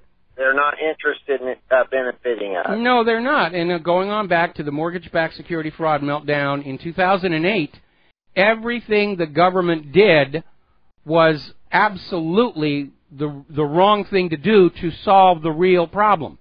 Instead, the solution with TARP and bailouts and QE and all the rest of it was to take trillions of dollars away from the American people and give it to the banks who'd made this mess so the banks could loan it back to the American people at interest, which was a raw deal any way you look at it. And as it turned out, most of those banks pocketed much of that money as these out-of-control bonuses. And so it really is looting and pillaging and plundering the American people. Yeah, it's sad. It's sad. Do you ever listen to Mark Blythe? He's an economist professor from Brown University. No, but I probably ought to. Yeah, I heard him the other night. He was basically saying that the Eurozone, they're in trouble, but they can't, it's hard for any of the countries to really leave it. They have to have a commitment for like 5 or 7 years to really have their own austerity to get through with it, because they really don't have a currency to go to. Well, I know that Germany reportedly a few years ago started printing up a new mark note, and they have them warehoused. And I think probably, if they're smart, the other EU member states are doing that. Only yesterday we were hearing where Ireland is being advised to start printing up a domestic currency and have it on standby in case things fall apart. I would even suggest that for the states in the United States against the collapse of the Federal Reserve. Yeah. It would be nice if Greece got the Olympics there. Maybe we could help them, like, rebuild their economy with that. Well, yeah, but as I pointed on out, you know, Olympics actually is not going to rebuild their economy. It may be a death blow to it. Look what happened down in Rio. Go on out and just Google a lot of these Olympic venues, and they've just deteriorated. They're having to be torn down, and the Olympics are not a moneymaker. It looks like it because everybody's out there buying T-shirts and flags and buttons and the rest of it, but it never really covers the huge cost to set the event up. I'll tell you what we really ought to have. We ought to have, like the United Nations is a permanent fixture on some part of the globe, we ought to have 2 permanent Olympic venues that are reused over and over and over again, one for the Summer Games, one for the Winter Games, and just everybody understands we're going to the Olympics, and we're not going to be building a whole new Olympic village every 4 years or every 2 years, and just letting it rot on the landscape. I think that's what the Olympics ought to be thinking about, are 2 permanent Olympic venues that are maintained at a much lower cost over time than simply rebuilding from scratch every single time. Yeah, that's a great idea. You should submit that to them. They don't listen to me. Idea. They don't listen to me. Remember, I'm part of the arm of Russian propaganda, according to the Washington Compost. So they're not going to listen to me. Say one more. Go ahead. Hey, Michael, I want to say one more thing that I tell Democrats when they start talking that Russia propaganda stuff. I tell them, if you think that our CIA and the Democratic Party had actual evidence that Putin overthrew our government using Donald Trump, if you think they had actual evidence of that, you're crazy. Well, if they had actual evidence of it, they would have produced it. Back when they were first making the accusations, they would have said, we've got evidence. But these days, I don't care what the CIA says, it's going to be fake anyway. They've destroyed their credibility as well. Thank you for the phone call. Alex, we're going to have to let you go. Back with another phone call after these few words. And aloha, America. Welcome back to the show. We're going to go back to the phones. Andy in Texas, aloha. Welcome to the show. What's on your mind? Oh, hey, Michael. Listen, we've got a lot of stuff before us, but one of the things I wanted to ask you was, as far as your job and whatnot, are you getting tired of untying the knots of the corporate media? Well, I mean, they tie a whole bunch of knots and whatnot, and you have to get on the air and untie these things and actually give us the truth. That's the first question. I got another one. Well, it's fatiguing, and I have to be very honest. When I started my first blog going on 24 years ago, I never expected it was going to last all that long, because at that point the issue was, it was obvious Vincent Foster had been murdered, and I wanted it investigated as a murder. See something, say something. I'm sure you've heard that. And then, of course, I got blacklisted out of Hollywood, and since I had all this free time on my hand, I just kept on looking, and that's when I sort of came to my own great awakening that the world, the nation, the United States, is not at all what we think it is based on what we're taught in school and what's on the corporate media. And it is kind of dark and ugly out there. And yes, I'm very tired, but at this point, I don't feel I'm in a position where I can, like, quit or retire at this point. Well, and then, okay, so I guess the next question is how do you feel? And I know I already got a really good grasp on what you're about to answer this question with, but how do you feel about all these corporations that, such as Wells Fargo, Wachovia, and their drug dealing and their laundering of money, J.P. Morgan, MF Global, Goldman Sachs, HSBC, these people get away with everything. So how do you actually feel about these people who are above the law? They are literally above the law. You go to jail for a simple DUI. And you get an ungodly amount of bail put over your head, so you can't get out and whatnot. But these people, we just pay a $110 million fine, and it actually goes back to themselves because they are part of the central bank and stuff. This is ridiculous. How do you feel about that? Well, obviously it is not what we are taught this nation is supposed to be. We're taught that this nation is still, as designed by the Founding Fathers, a nation where the rule of law applies equally to everybody, and there are supposed to be checks and balances to keep things under control. Now, I was aware that certain people occasionally evade the law. I'm not going to declare them as a class above the law. Some of the things I saw when I was working in the film industry, where I saw people getting away with some very, very terrible things, but because they were big stars and large amounts of money were dependent on them continuing doing what they were doing, deals were made, and deals do get made. And as long as we have a government that is tolerant of this kind of behavior, it's only going to get worse. Remember, fascism is when the greed of corporations and government power are aligned together against the general population. And that's exactly where we are right now.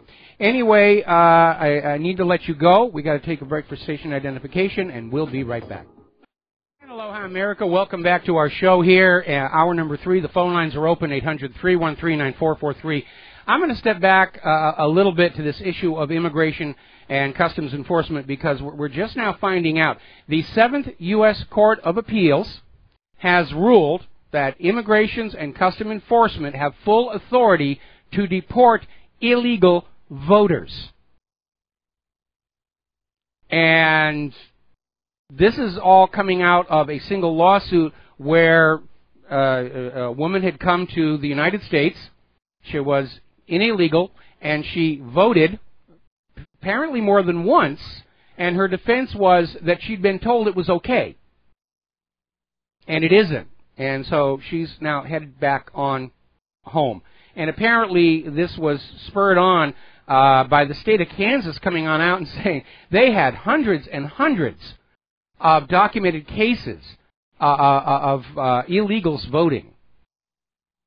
And so that's not going anywhere immediately. All right, now we're getting word that Robert De Niro and Robert F. Kennedy Jr. are planning an announcement at the National Press Club in Washington, D.C. tomorrow morning. And it's about vaccines and mercury.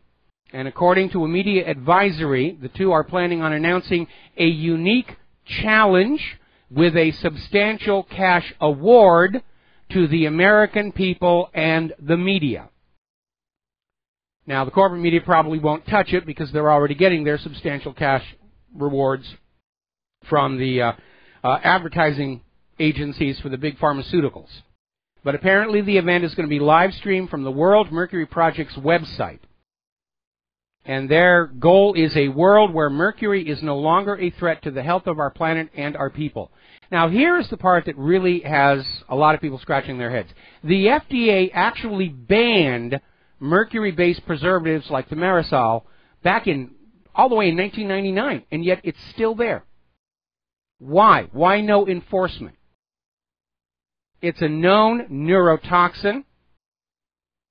What is the reason they're continuing to put this in the vaccines, knowing that at the current rate of vaccine growth, by the year 2030, half of children will be diagnosed with autism? That means half the American population will be unavailable to the workforce, and a substantial part of the available workforce are going to be tied up caring for these autistic patients throughout their entire lifetime. And that means there are not going to be enough workers in other sectors of the economy to keep things really going. Where do we find the people in government who are thinking more than just a couple of years ahead? Because right now we really, really need them. Now, getting on back to this issue, as you know, Robert F. Kennedy Jr. Has been a vaccine critic for a lot of years. He's heading up Donald Trump's Vaccine Safety Commission.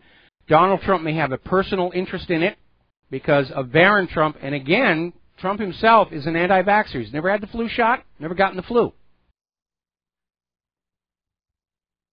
Now, Robert De Niro has an autistic child. And that was what motivated him to push for the documentary Vaxxed to be shown at the Tribeca Film Festival. And it was yanked under pressure from the financial backers of the film festival, who also have ties to the pharmaceutical industries. Same thing happened at the Houston International Film Festival and various other places. They're trying to keep the secret. They don't want to fix the problem. For whatever reason, they want to go on having these dangerous chemicals in the vaccines. They just don't want you to know about it. They seek a world where they can just pump whatever they want into your arm, and you're not allowed to know what's there, and you're not allowed to say no. For whatever their reason is, increased profitability, who knows? But we're going to be looking forward to this announcement, especially after that tragic story. 3-month-old identical twins died just 2 days after getting their recommended vaccines. Now, one of the issues that we hear from the pro-vaxxers is that, yeah, the mercury was supposed to be go away, but really there's so little mercury in a vaccine shot, it's really not going to be a problem. Well, it's a problem when you realize that right now the CDC is recommending over 30 different vaccinations for children. And states like California now make it mandatory. You can't have a religious exemption like the Amish do. The only way you can avoid being vaccinated is to have a doctor's note saying that you would suffer from the vaccines. And by the way, I am hearing from my sources within the medical community that a lot of doctors are doing that for their own children. They'll simply say, no, we're not going to do this. We're not going to do this at all.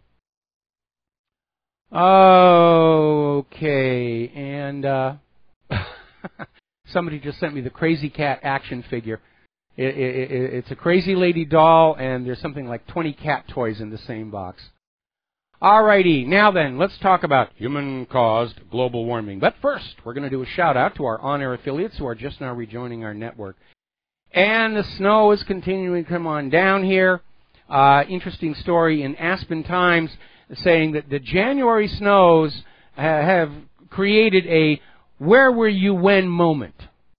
And we all know about that when something really major happens, you know, in the future, they say, where were you when you found out Kennedy had been assassinated? Where were you when you found out the Challenger had exploded? These markers in the timeline of your history. And they're pointing to the heavy snows of January as being a marker that in the future people are going to say, wow, where were you in January 2017 when the snowfall was absolutely relentless?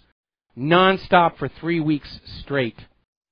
Central Maine is still digging out from their big snowfall over the weekend. And apparently they're getting, with this last snowstorm, hundreds of flights to places like Boston and Providence, Rhode Island had to be delayed or canceled. Atlantic Canada being blasted by a powerful winter storm yesterday. Canceled flights, shuttered schools, municipal offices, everybody told to stay home. Another story coming out of Natural News talking about this bogus report that NOAA put together where they're claiming that global warming is happening all over the planet. And what's really interesting, according to Natural News, they took the map that NOAA put on out showing heat all over the place, and then they got hold of the map of the raw data. And much of the globe on the raw data map is blank. They don't have actual data for those locations. So they just filled it on in to be able to say, oh, see, we've got a nice, very expensively produced taxpayer-funded chart to prove that you icky-poo humans are still warming the world. And you shouldn't pay attention to all that snow and ice that's still coming on down out there. Now, talking about jumping the shark here,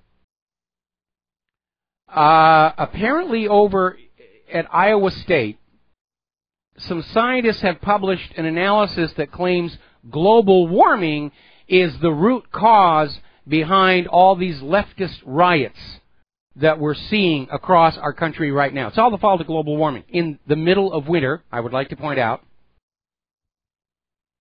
But everybody's cashing in on the global warming thing. And I'll tell you how science actually works. 2 illustrations.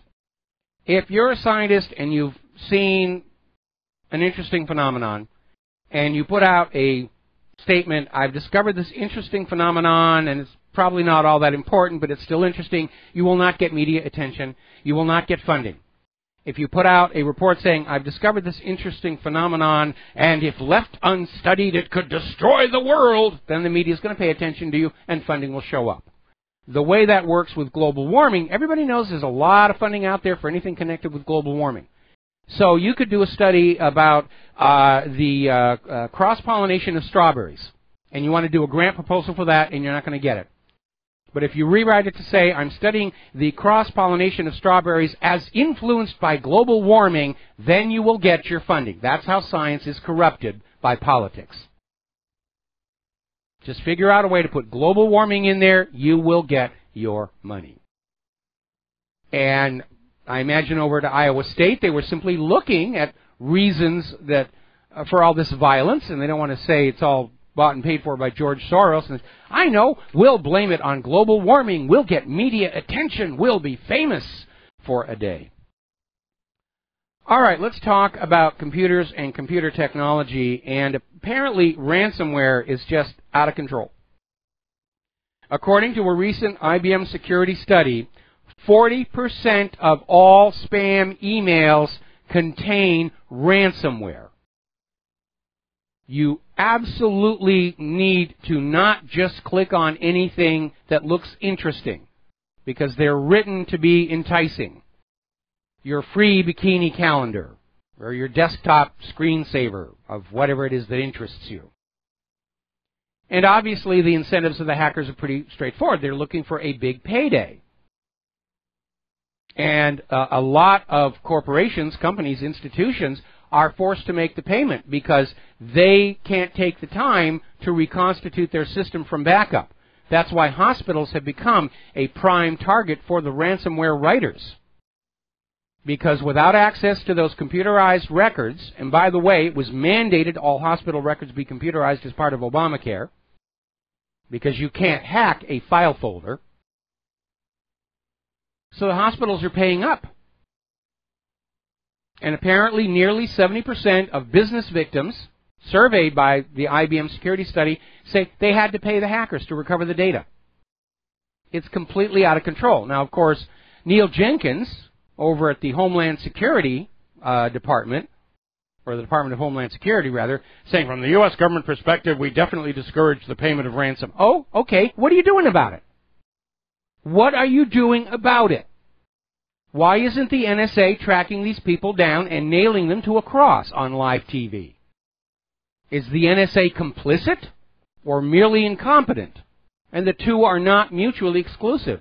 Remember, the Kaspersky Group the Kaspersky computer security company identified the Equation Group as being NSA. The NSA has their own hacking teams out there.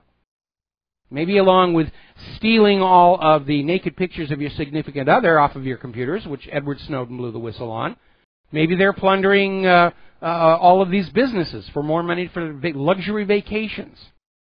There's no oversight at the NSA. Nobody's keeping watch over there. I mean, if you look at the movie Snowden, it was just this out-of-control mindset over there. You know, we can do whatever we want, and nobody's going to stop us here. Now, the other problem that we law-abiding private citizens who value our privacy and our security are having to deal with is the battle of the botnets. And distributed denial of service attacks more than doubled in the last quarter of last year over the same period the year before. And some of that may be explainable by the DDoS attacks on independent media news websites like mine, which was and is still continuing to be hammered on occasion. And there are competing botnets out there. Now, the infamous Mirai low-T botnet accounted for most of the severe attacks. But apparently there's a new zombie network out there discovered by Akamai. And it can generate attacks greater than 100 gigabits per second. So they're out there. They're huge. And a lot of these botnets are basically available on the dark web for rent. So if you want to destroy somebody's website, you don't have to set it up yourself. You can go on out, pay with bitcoins or whatever on else to these groups, and they'll say, yes, for this many bitcoins, we will lock up their server for this many hours. And again, where's the NSA? Aren't they supposed to be protecting America's IT infrastructure from threat? When you look at the costs of computer crime, and coupled with the costs of the loss of productivity when your computers aren't working, this is a serious threat to the economy of the United States of America. Why is nothing being done about it? Now, apparently, Raytheon, which is a big military contractor, is teaming up with Utilidata to come up with a way to resist hackers. And obviously, they're not doing this out of the goodness of their heart. They are planning on offering this as a big buck service to fellow corporations, not to you home users. To heck with you. We can't make money off of you. We're not interested.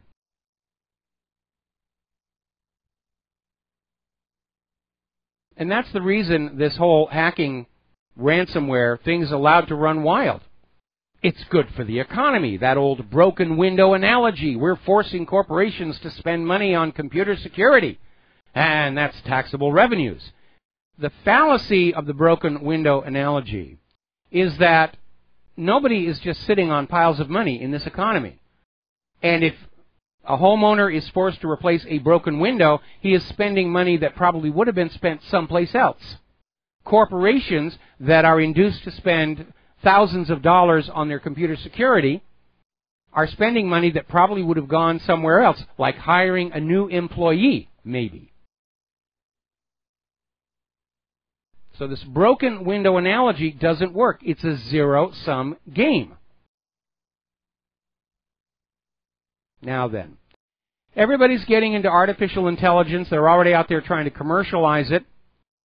And Google is working on their new artificially intelligent chatbot. They're calling it Cleverbot.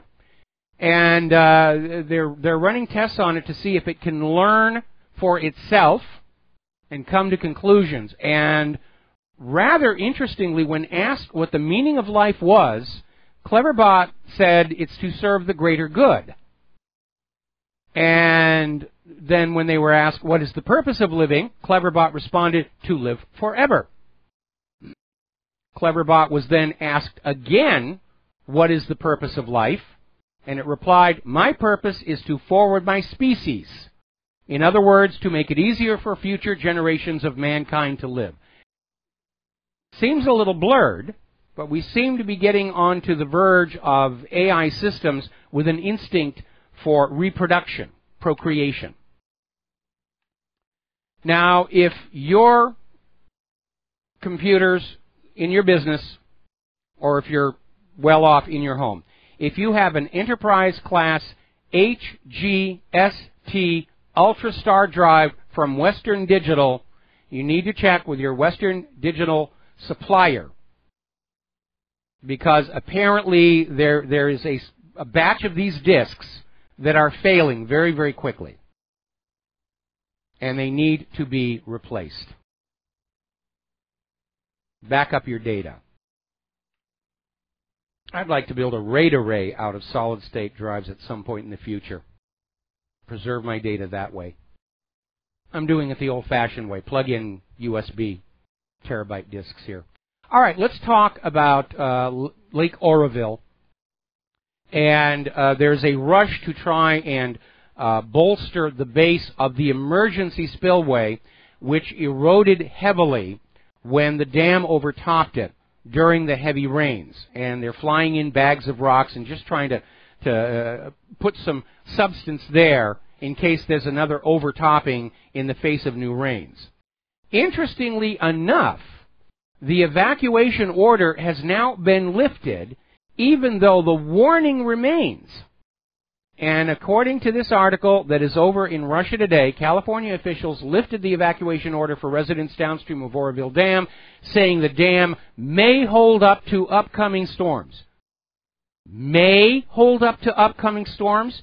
If you don't know that for a fact,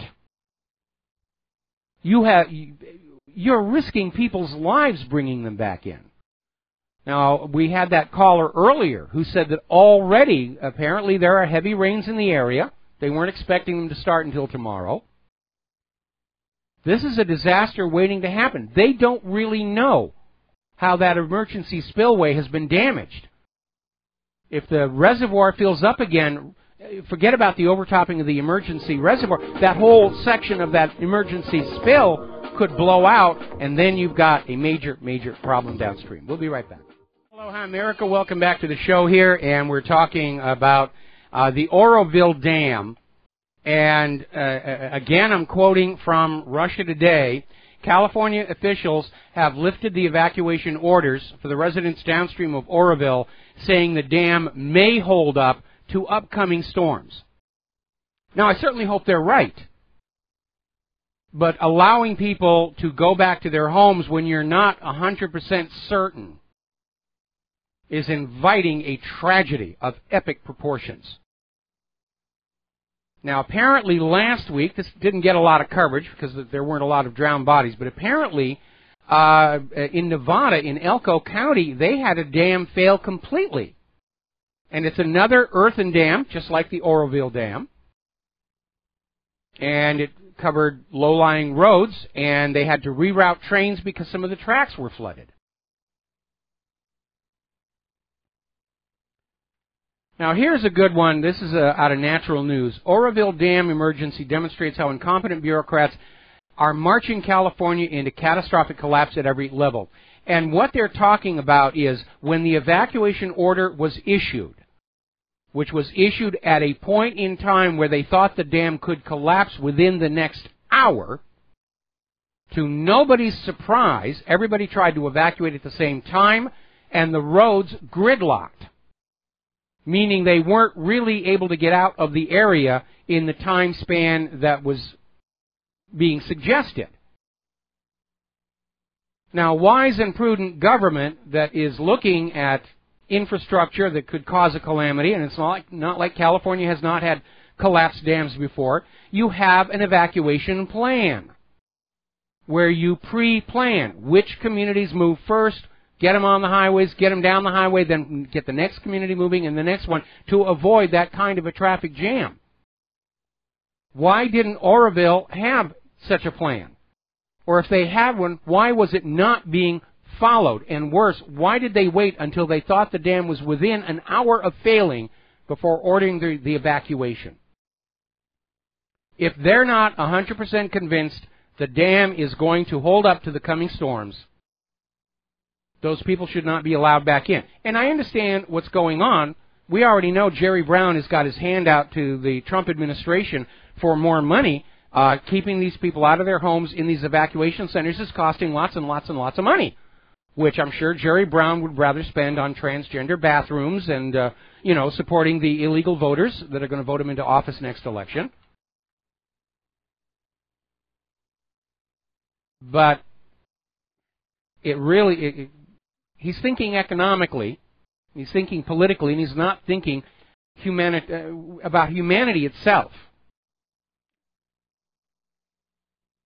By the way, speaking of handouts, apparently in Hollywood, which is very liberal and has not been shy about attacking Donald Trump during last year's campaign, they're actually in financial trouble as well. Their revenues are way, way down. People just don't want to go and see remakes of movies they've seen before, especially because the remakes are so politicized and liberalized as to be ridiculous. This attempt to revive the biblical epic has failed miserably. And now Hollywood is asking for a financial bailout from the Trump administration after spending all of last year attacking him. It's amazing. Getting on back to Oroville, if that dam were to collapse, and the unknown issue is how much erosion has taken place on the dam side of the concrete primary spillway, it would result in a 100-foot tall tsunami heading down toward Oroville.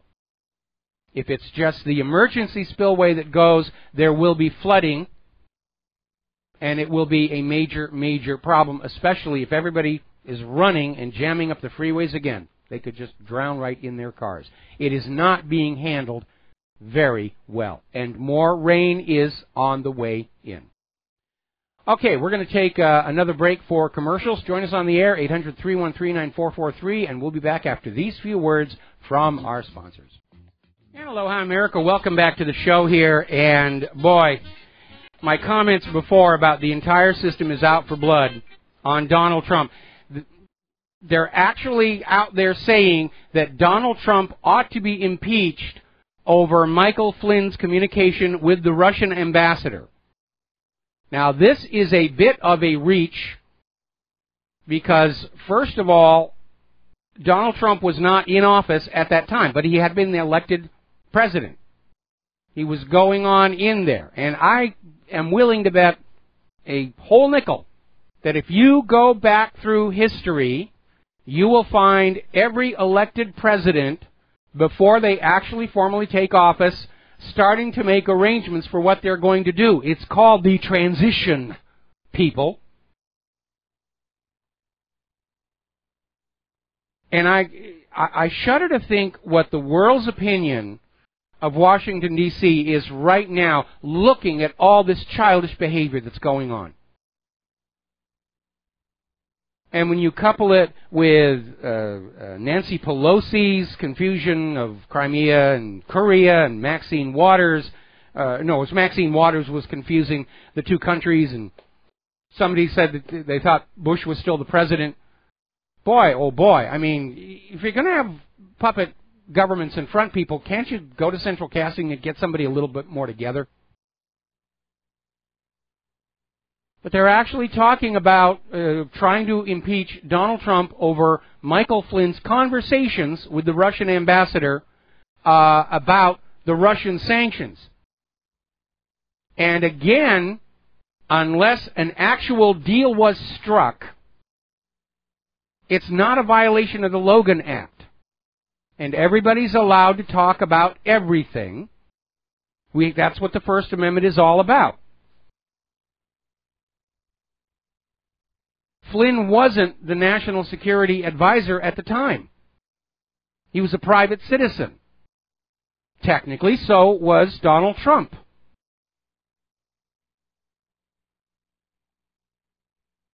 It is amazing.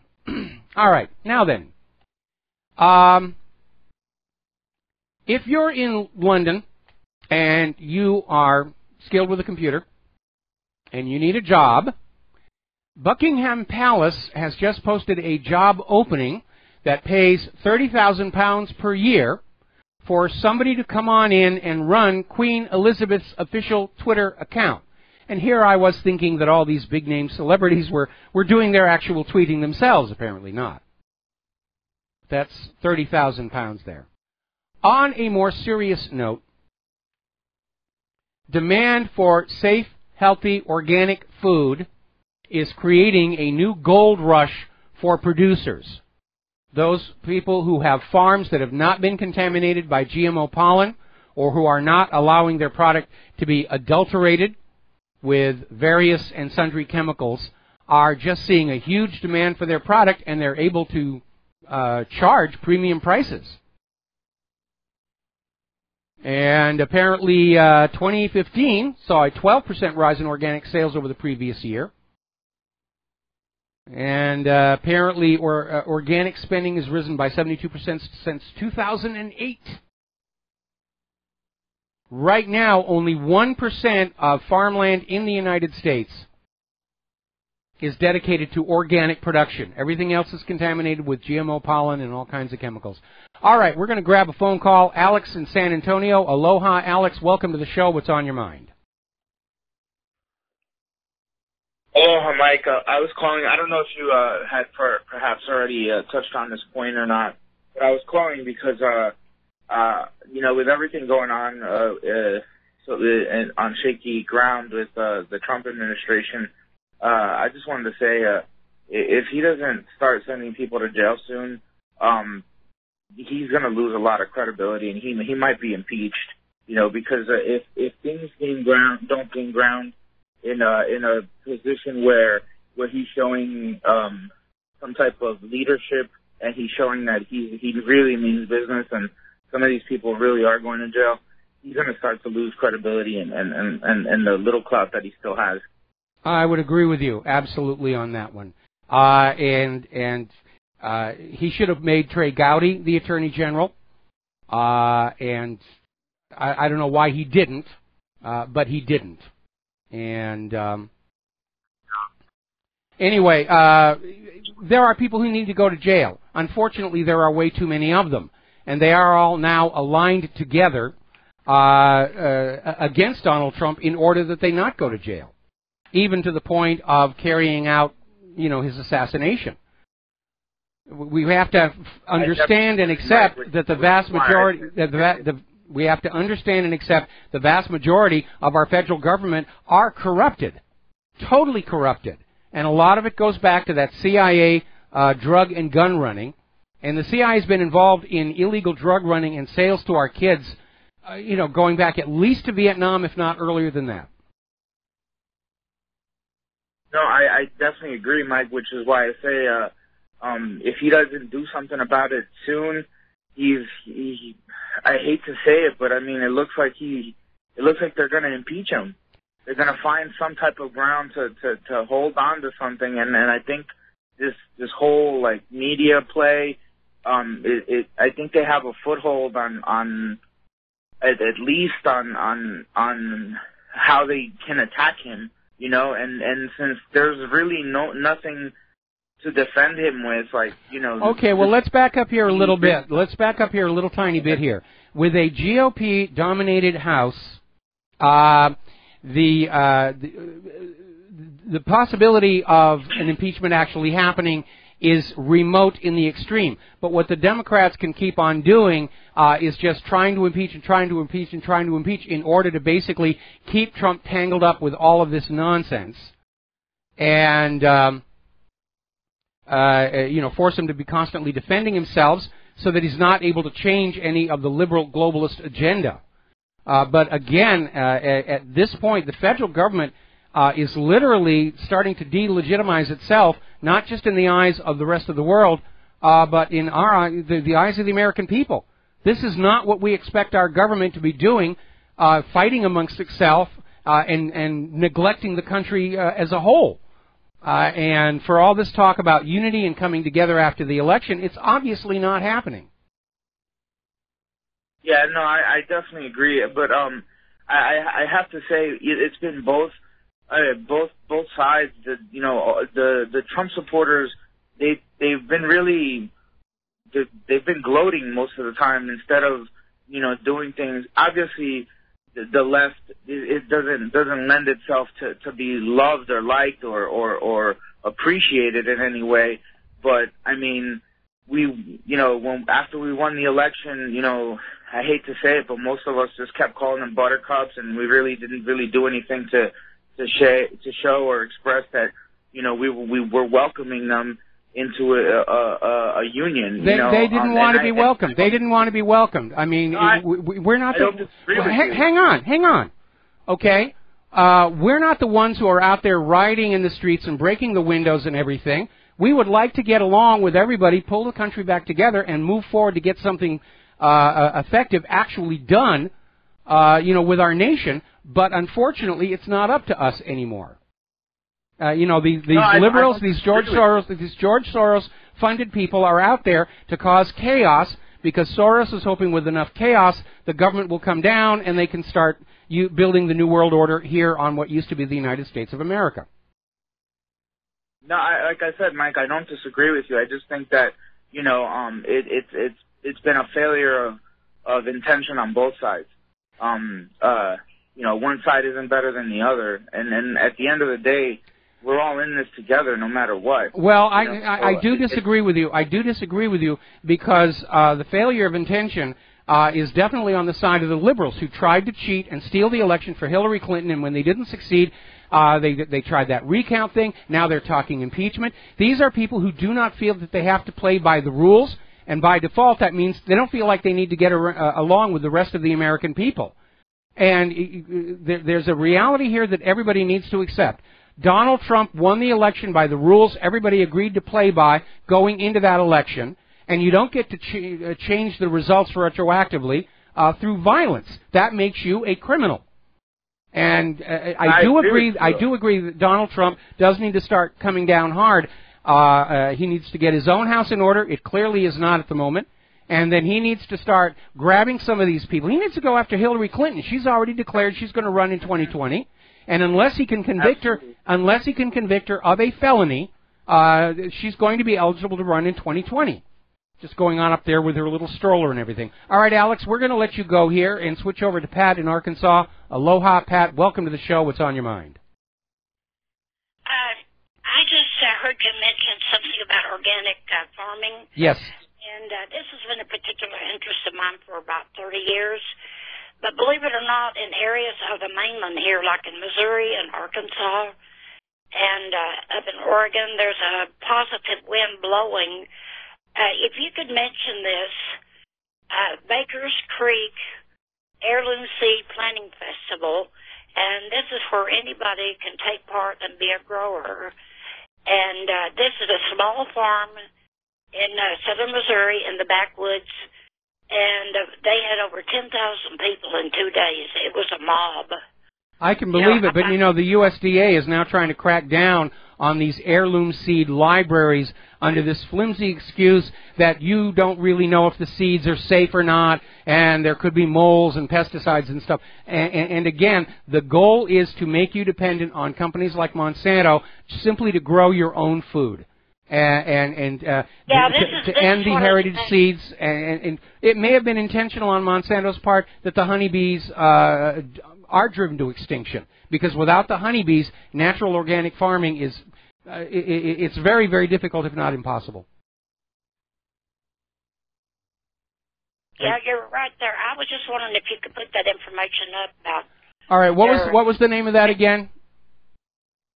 Baker's Creek Heirloom Seeds is in Mansfield, Missouri. Their spring planting festival. It's around the 1st of May. All right, I will hunt them down here, and I will put that up on the website as well. And I hope the USDA isn't going to give you a lot of grief. But we've been hearing about some of these heirloom seed libraries, community collectives. Nobody's making money off of it. They're just trying to have a seed bank, and the USDA is trying to shut them down.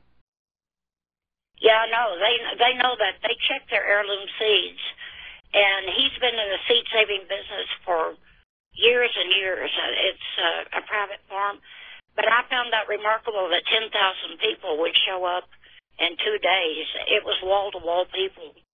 So I'll let you go. I thought I would just mention that to you. There are a lot of people taking part. Okay, well, that's a good thing because, again, the real problem with this GMO seed issue is if we're all forced to be dependent on these GMO seeds and there are no more heirloom seeds and natural varieties, what happens when, as eventually is always the case, they make a mistake and produce a seed that can't actually grow a usable crop? That happened in India.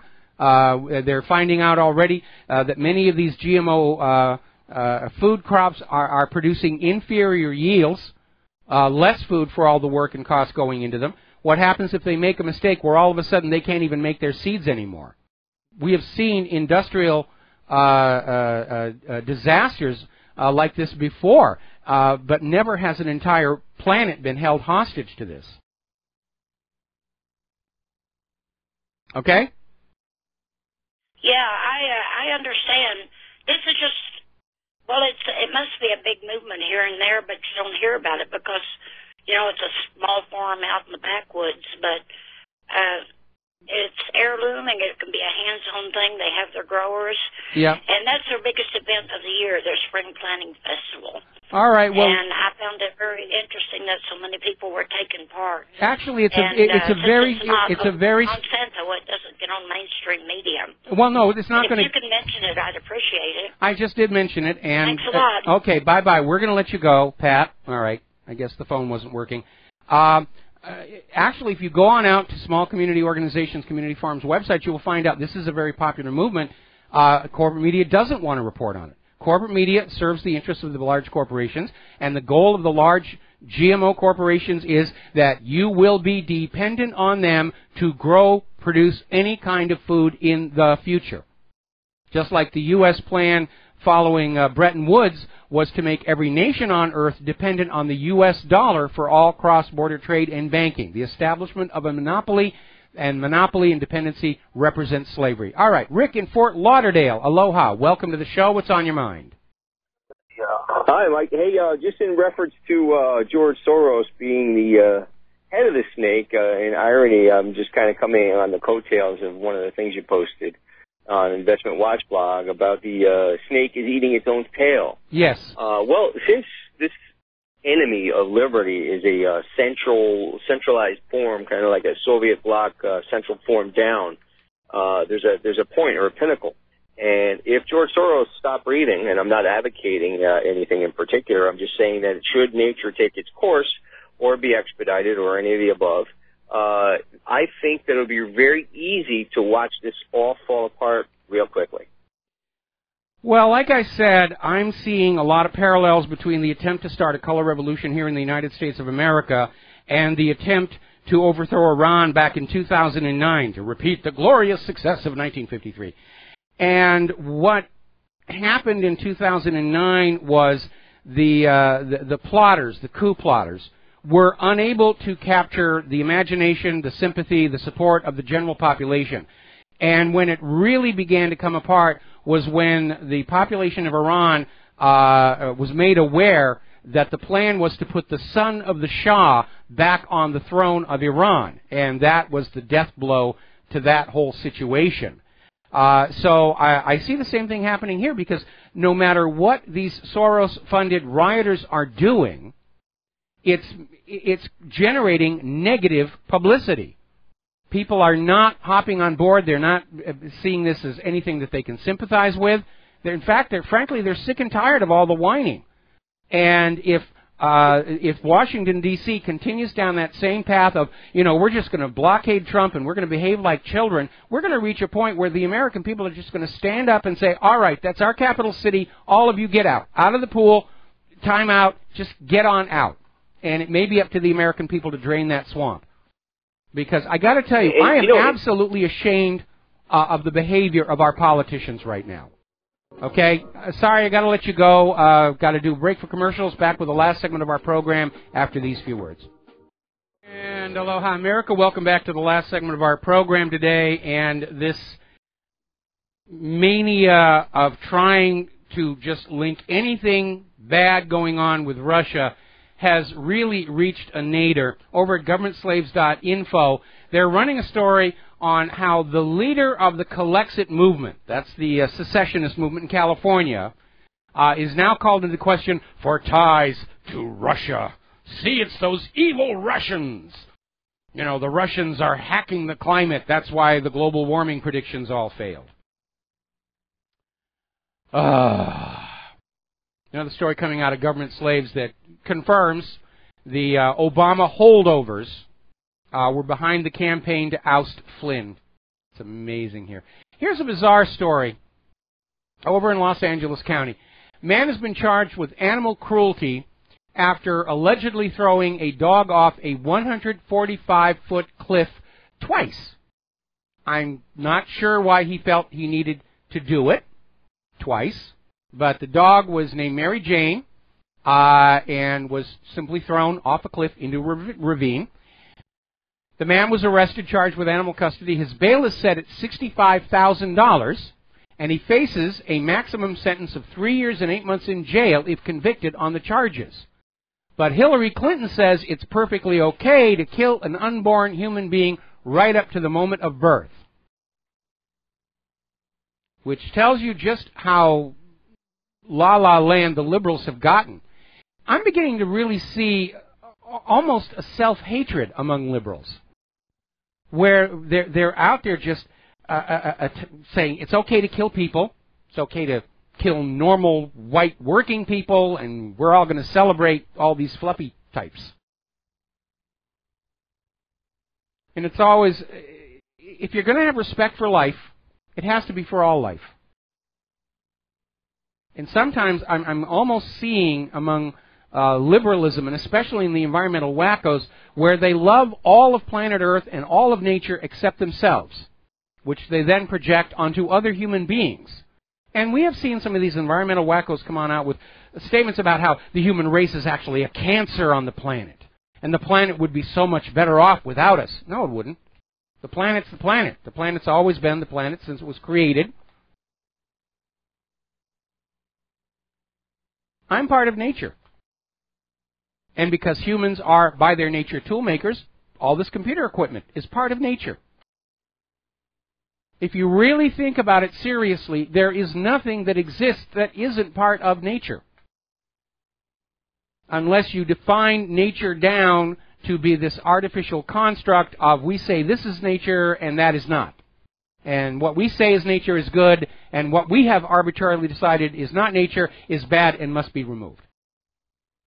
And that's rather arbitrary. It's like this argument over climate change. We're going to stop climate change. Okay, who decides what the ideal climate's going to be? Because what's an ideal climate for people on the equator is not very good for the people at the poles. And what's an ideal climate for the people at the poles is not very good for the people on the equator. There's the music. Time for me to get on out of here and get something useful done with the rest of the day. Have a happy Valentine's Day evening. I hope you've got a hot date. And remember, the initials of Valentine's Day are VD, so use your common sense. We'll be back tomorrow. Aloha, America.